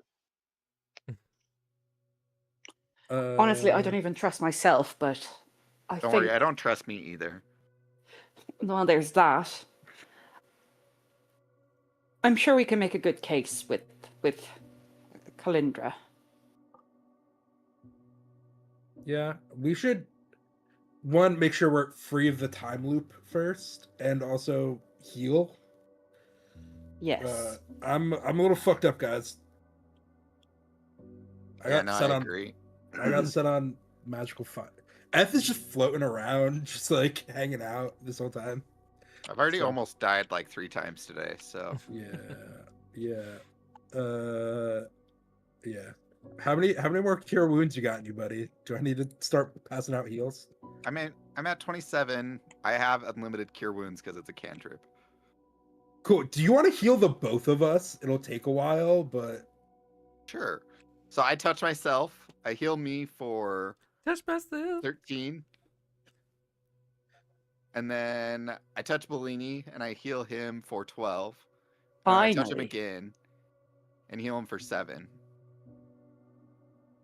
How is your As- cure wounds a cantrip? Because I'm not supposed to have that type of magic. Great. So we just Gio and I just high five repeatedly until we're both full health. Cool. No, it's because I ate something at the very beginning of this campaign that gave me 3 spells. So I have Firebolt, Prestidigitation, and Cure Wounds. I can't change them, and I'm stuck with them forever. As you guys begin to do this, you can see that even though you're covering his ears, the Dragonborn is like looking between the two of you, and you watch as he reaches out and like a bamf of blue energy radiates from him. You can all take the benefit of a long rest. Oh, Oh, let's go. thank you. I uncover his ears, and I look down. How did you do that? That's cool. There was a time that Thanks. I was a healer more than a warrior. I like how you said time, like you just brought us back in time to when we were full health. In some regard. Sure. What made you switch to warrior from a healer?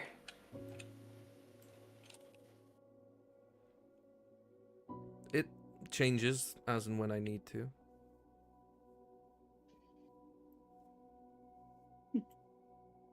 You know, fair enough.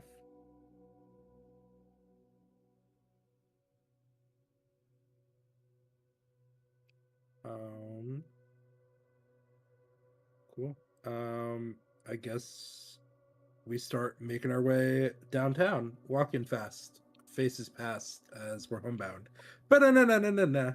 Yeah, I'll start like praying to a share, sort of like, hey, can we schedule a meeting? Got lots to talk about. Okay, are you Um, doing this as we in get the back. cave, or are we scampering up the rope, or what are we doing? I think we'll be going on our way back. I think we're just going to wherever Akon needs to go. Yep. I thank Zephyrix for protecting me underwater. Okay, you guys make your way back. Back up the rope. You watch as Okan looks at the rope for a minute and then like shakes his shoulders, shimmies, and those wings unfurl. And he's gonna fly up. Go off. As you guys reach that pit, he's sort of looking around. Everything's pretty new to him. You make your way up through the sort of hidden door into the temple, and you can see there's a little bit of solemn look as he's looking around this. It's not really used the same way it used to be. And he takes a moment and walks outside to the where this temple is, which is sort of the top of the hill. And he's looking around down at the city, and you can see he's just taking in the new surrounding. And after a while, he kneels in the grass and just had his head bowed. What would you guys like to do? I'd like to be a few steps away and watching him. I still don't trust whatever's going on. Okay. Yeah, I wait to see what happens. I go kneel next to him. Okay. Lorea, where are you trying to contact Ashir? What do you mean where? Like where? Where do you do it? Well, I'd like to meet him in his little garden, I suppose. No, I mean when you begin to try and contact him, where is Lorea standing? Oh, it's just on the way, like she's touching her necklace and she's just muttering in herself. You notice that you don't feel anything until Okan leaves your group. And then you begin to feel that sort of beautiful, flowery warmth overtake you. Can you roll me your percentile dice? Yes.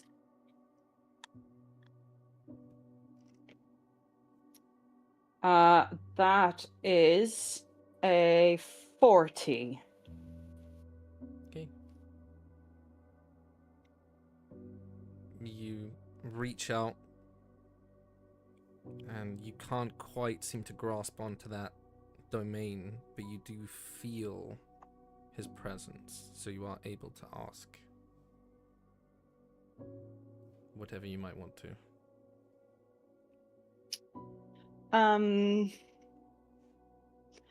I'll ask him, like,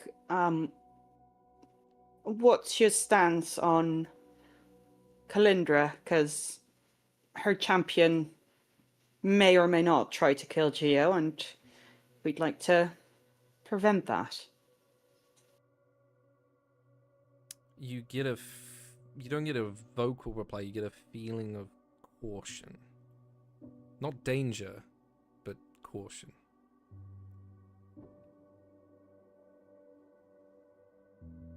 Mm-hmm.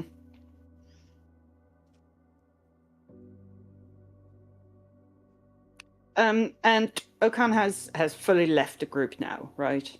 Well, Gio went and joined him again, and Ku and Bellini are sort of lingering close by. Yeah. Okay. I'll sort of whisper to them, and I'll say, like, I can't quite reach Ashir, but I felt caution in dealing with him. But that's all I can really confer at the moment. And I'll stop focusing on my prayers. I give her a thumbs Holy up shit. because I'm literally sitting like right next to him and I don't want to say anything. I'm hands on my crossbows. Yeah. Cool. Eth is still here, and I have my staff in one hand, and yeah, just I'm ready to act need be. I'll sort of walk up to Okan, rejoin with him. I'm like, so what year were you in before you were sealed? Or how many years ago was that? Because I don't actually know our current year. Me as So a our player. current year is 910. Mm-hmm.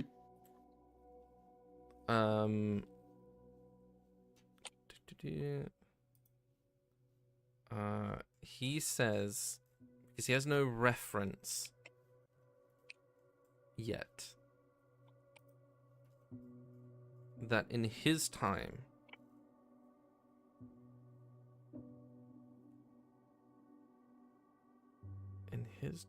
it would have been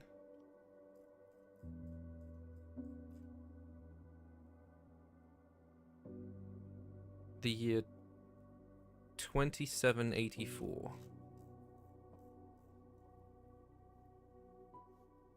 So if anyone wants to make 2784. So you're from the 2784. future. Do you want to make an insight roll? Or history, depending on Sure. whichever one's better. I don't think either. Oh, my insight's actually better with a +1. I'll roll it. A nat 1.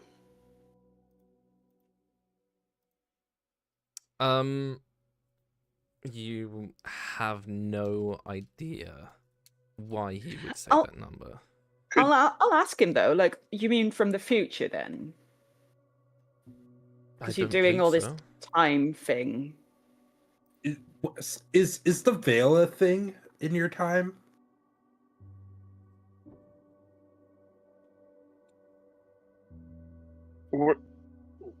Could anyone make the insight check, or was it just Larea? Anyone can make it. Yeah, absolutely.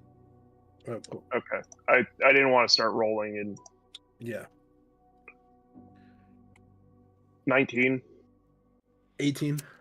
Yeah, got for an the two 18. of you, you, as you say, is the veil a thing for you? You realize that he was probably entombed before the Veil as you know it exists.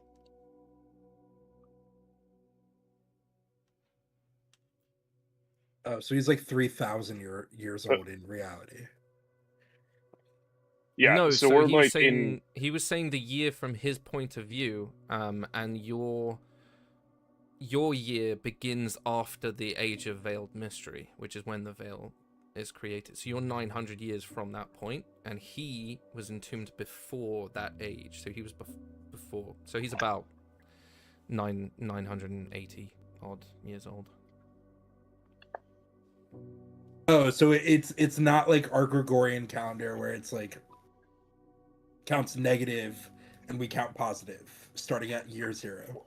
Common era. Well, so this is what I mean. From your perspective, you do, because you separate them with like BC and Ace. Well, I can't remember how they are separated. CE and it's BE and CE. Common Yeah, era so that's how and you before Common separate era. them. But he didn't need to, because in his time that hadn't happened yet.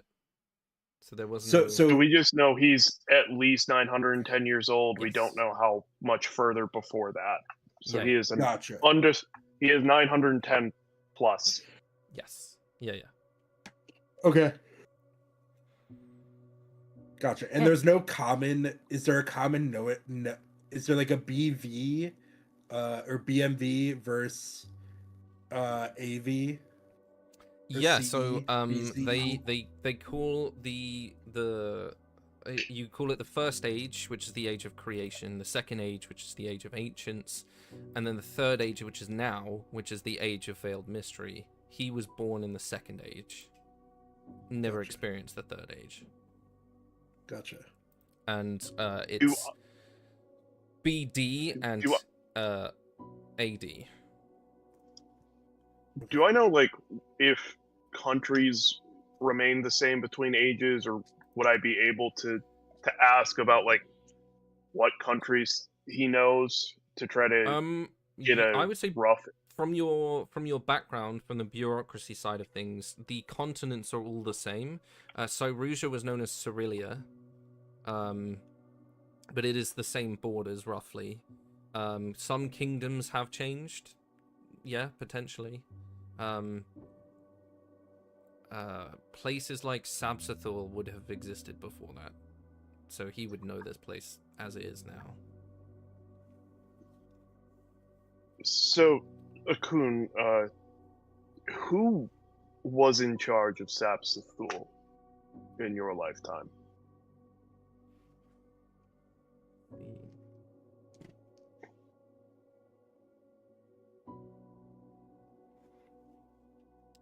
I believe, as the conflict became known, it was a council. There was more than one leader. Do you remember any of the council members' names? That is a great question. He does. I need to stop rolling so high. No, No, you it's don't. fine. Yeah, keep rolling as high as you want, unless you're trying to attack one of us. Yeah, then only nat ones. Yeah, every time. Yes. Yes, he mentions the houses of Gearspark, Seraphel,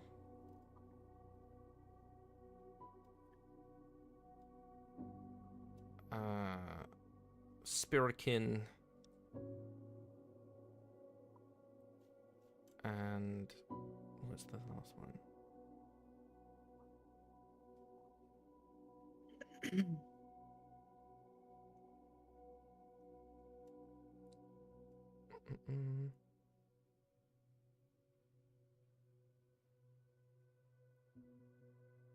I can't find the last one.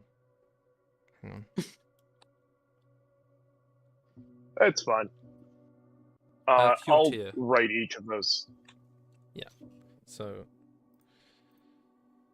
Fjortir is. I'll write those. Fjortir. There you go. I will write those down and Mhm. plan to check later, and find a library or something to look up Again, from your bureaucracy, those houses still exist. Absolutely. They are all noble houses.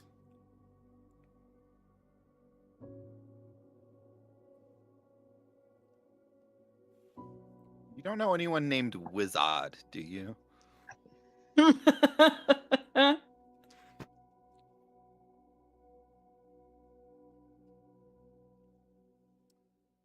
You can see, I'm going to say this conversation happens after he's finished his prayer.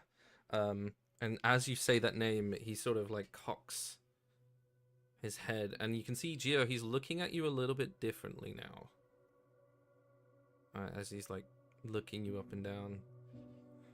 I've heard of this person.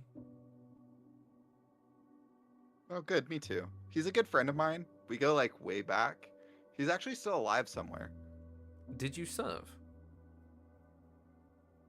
Yeah, in my dreams. Is I'm he, kind of like, torn nods? between two gods. So, Yes, I've been told that that is a conflict for them to sort out amongst themselves.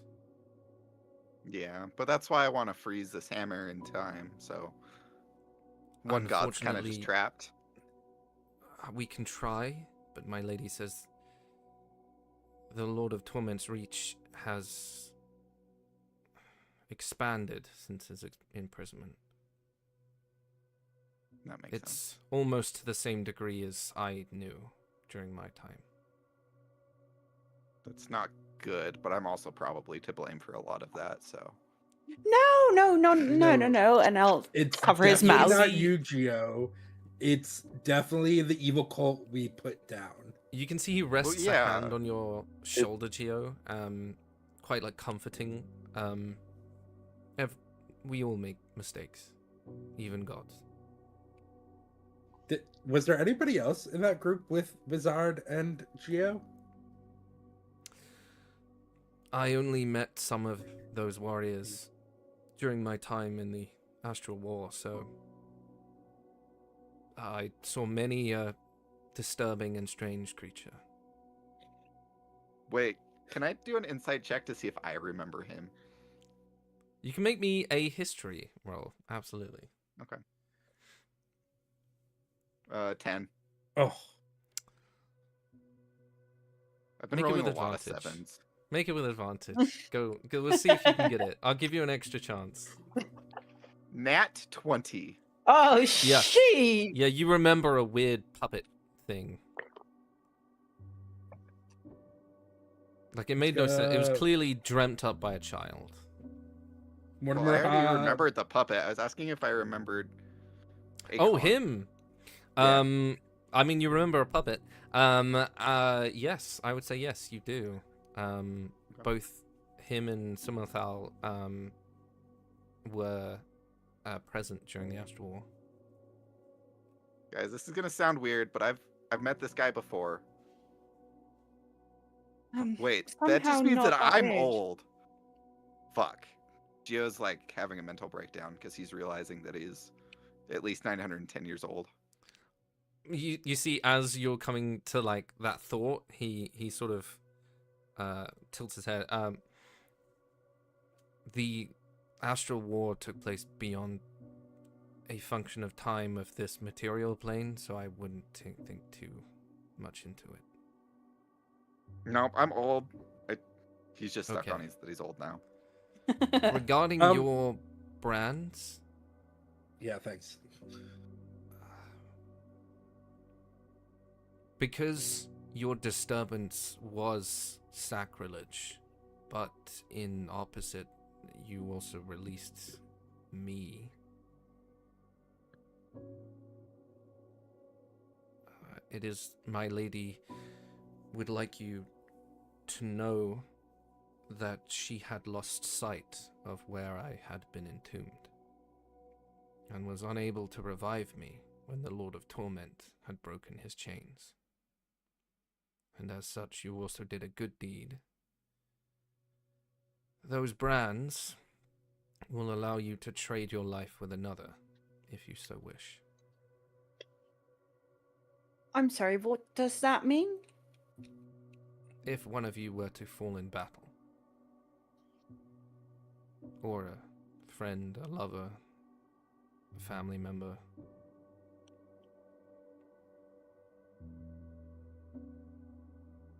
then we can sacrifice someone else. you would die and they would live. Oh.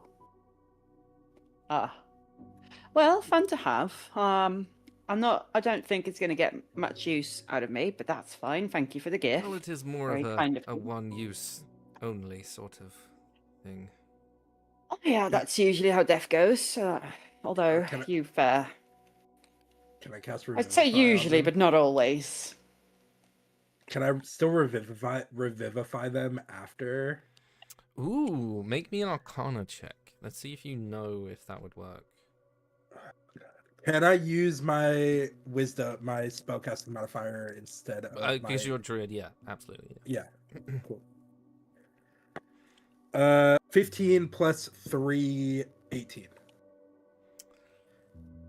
The deal is final. There is no coming Okay. back. Okay. It's one of those things that there is no loophole for that. Yeah. Aside from perhaps maybe a wish spell. But you could just use the wish spell to bring someone else to life, Exactly, right? yeah. So it's like... Yeah.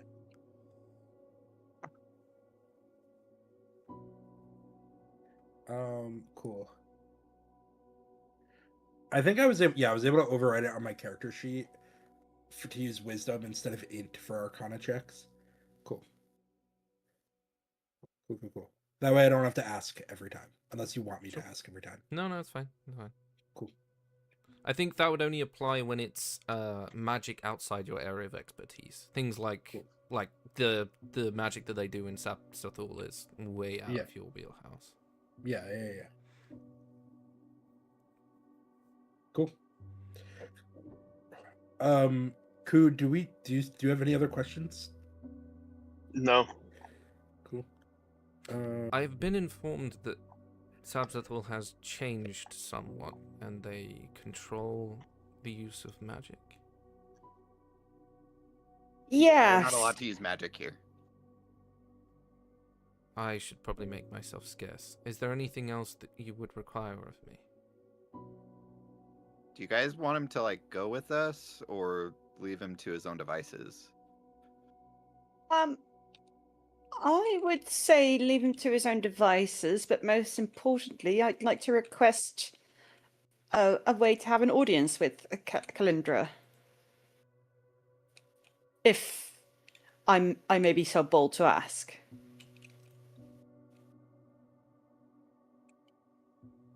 Ooh, make me a persuasion roll.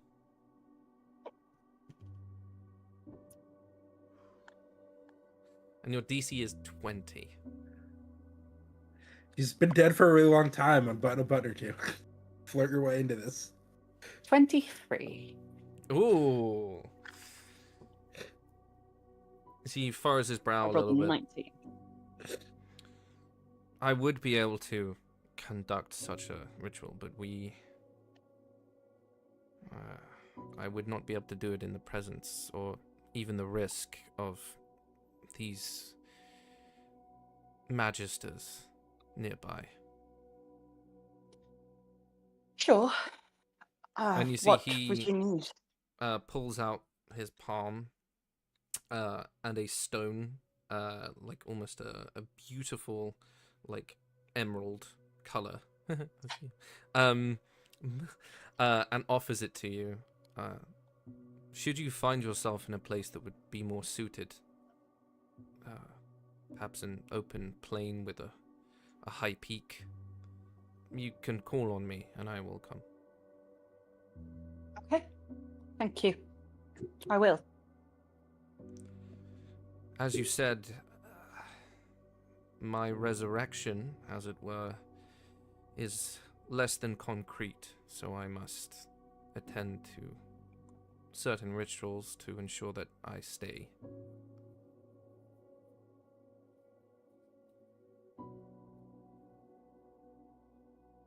Sure. Yeah, you go do that. We'll do our own thing, right, guys? I mean, we don't do anything better. I mean, I'm pretty good at skee ball. I'm pretty great at that. What is? Press it to just what hit is skee that? ball.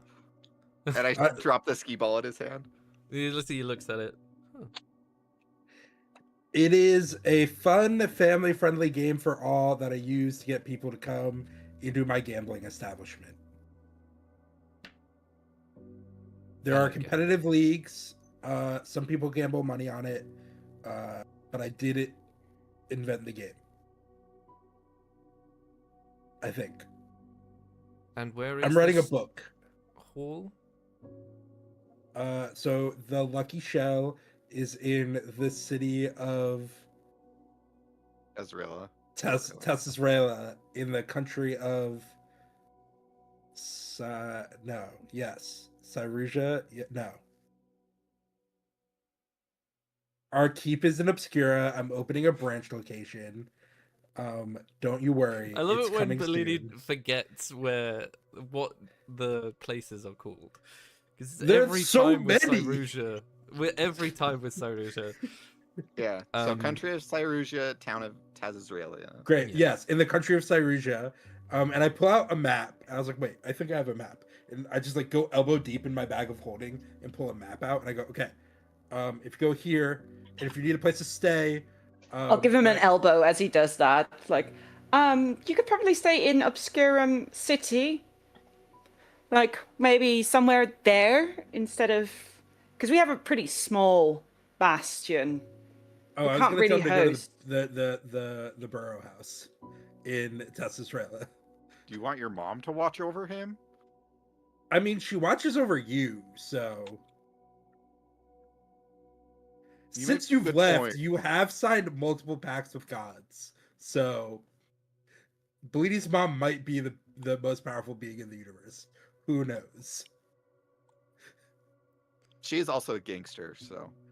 That's also true. She is apparently a mob boss, supposedly. She might be. You have no idea. She actually might be. You know what? Her brother Bleedy's is. Belidi has started to like piece things about his childhood together, and he's like, "Oh God, is my mom the head mobster?" Hey, they do a lot of charity for the kids. What do you mean? And she's a great cook. Oh, Oh no! I should stop too. She's not feeding us people. Don't worry. You see, he like Oh, bows I his wasn't head thinking that. as he's sort of getting the gist of the conversation, but not quite all of the parts. I hand Looks him at Ku, ticket who probably for Skee-Ball. hasn't stopped staring at him. I should go, I think.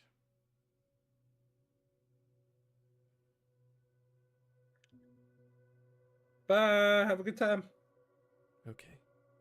Sorry and for then he killing takes your friend. takes a couple of steps back, and the wings unfurl, and in almost Superman fashion, that sort of rush of air as he just leaves into the sky. And It'd be real funny to cast Earthbind right now. yeah, just yeah, and you're left sort of standing here.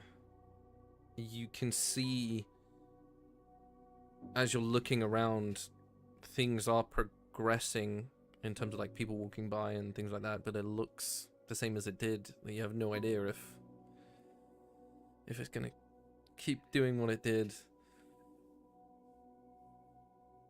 Okay, everyone hold hands, and we're gonna exit town, and hopefully Yeah. we can exit. Like, Wait, can why- we leave Worm? Let's go back to the cart whatever first, it was. because we need to make sure the box is okay. Oh yeah, we run back to the cart. Okay. As you get back to the cart, you can see there's a small like an urchin who's like peeking under the tarp. I He yell. doesn't see you guys coming. He's As like loud as I halfway possibly underneath can. it. Yeah. And I'm going to use intimidation. Okay. It's only a 10. Okay. You can see he like jumps, like scrambles out. Doesn't stop to talk to you, just bolts down an alleyway. But the box is still there. Okay. How's the crack in the road? It's still there. The wagon that you repaired, you can see that it looks still repaired. It's definitely not as it was.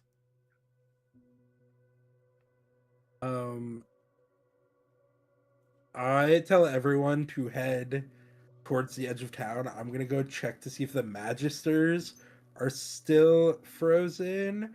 But I'm gonna I'm gonna disguise myself as a stray dog and go check. And if things go bad, I will run away quickly. I'm gonna take the cart out of town with us. Yeah. So Okay.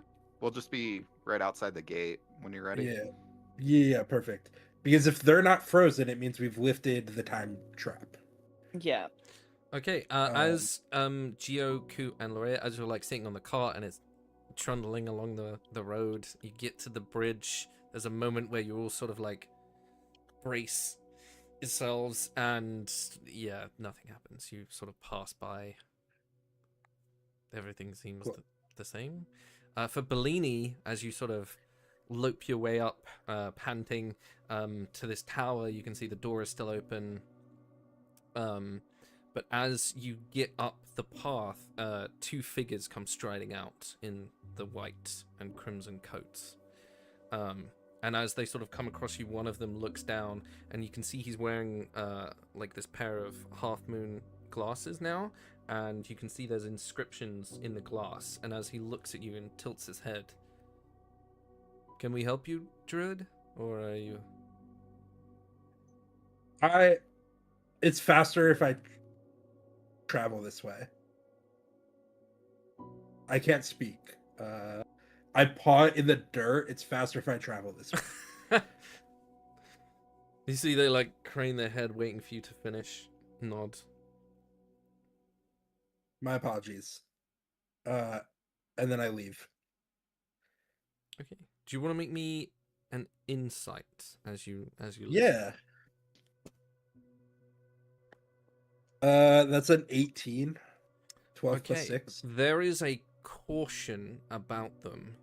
You can see this. They're sort of sizing you up to see if you are casting any spells in a way. And they sort of follow you for a little bit before you go to leave town, and then they sort of leave you alone. Yeah.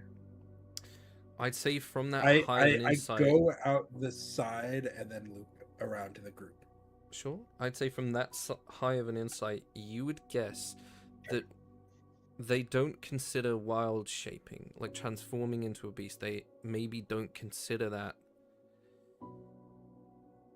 being in the remit of spell casting in terms of things they can control. And even further than that, the caution and sort of apprehension of stopping you, you think maybe whilst the Magisters have some power, that druids themselves might be a bit of a conflict in there. So maybe there is an order of druids that are equally as dangerous, and they don't want to fuck with the sort of balance of things. So as long as you don't cast any spells, they don't intervene. Cool. But I do take note that if they have like enchanted spectacles, they can see through my wild shape and like magic. And then as I approach, like I skirt around.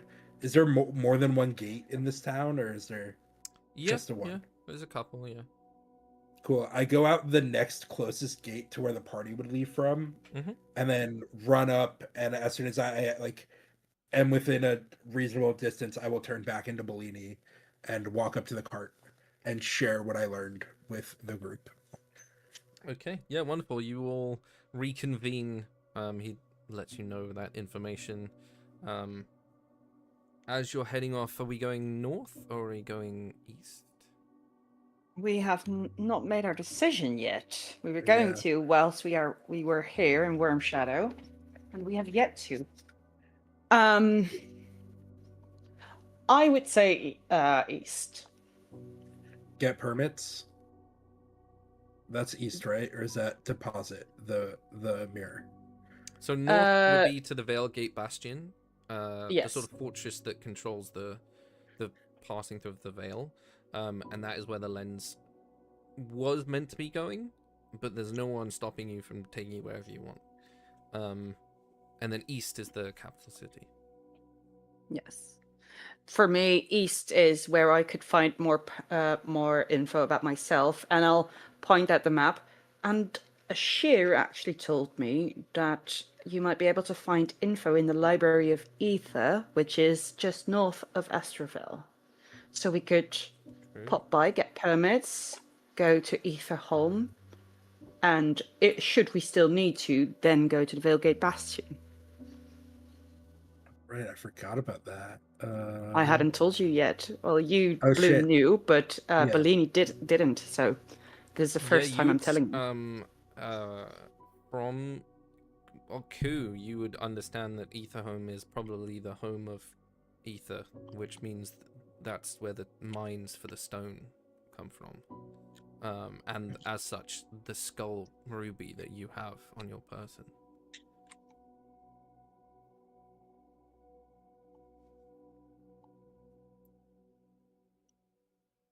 Right. Yeah. Either is fine with me. Yeah.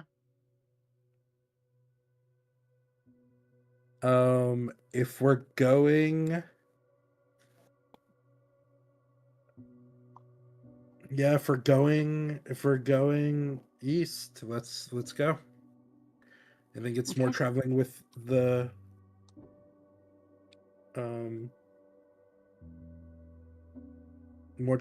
mirror, but I think we've done a good enough job so far. Let's go get permits and make it easy. Okay, as you go sort of southeast, but as you go along this road east, with that fork in the road and your path now destined, we will end our session there. Cool. Very nice. So until next time, this has been my Wyrdcast, and say goodbye, guys. Goodbye. Hi, guys.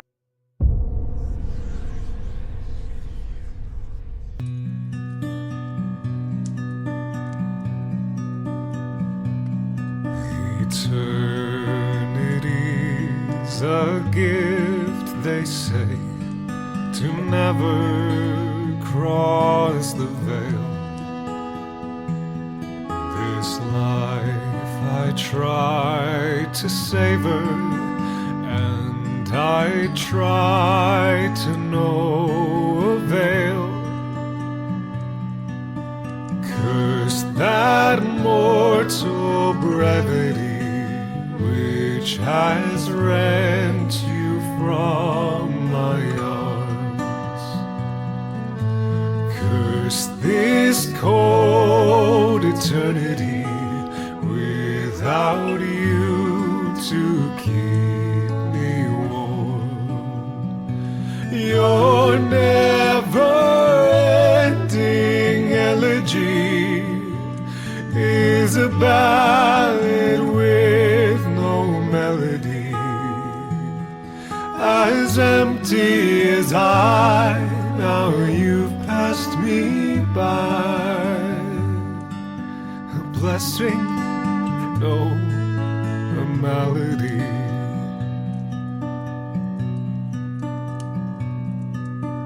Why do roses bloom in spring, only to wither and die? You were all that was good in me. Now back to darkness go I. Take with you my sanity, better madness than the pain of my want. All my effort is vanity, and I hear the ravens taunt. Your never-ending elegy is a ballad with no melody, as empty as I. Now you've passed me by. A blessing, no, a malady.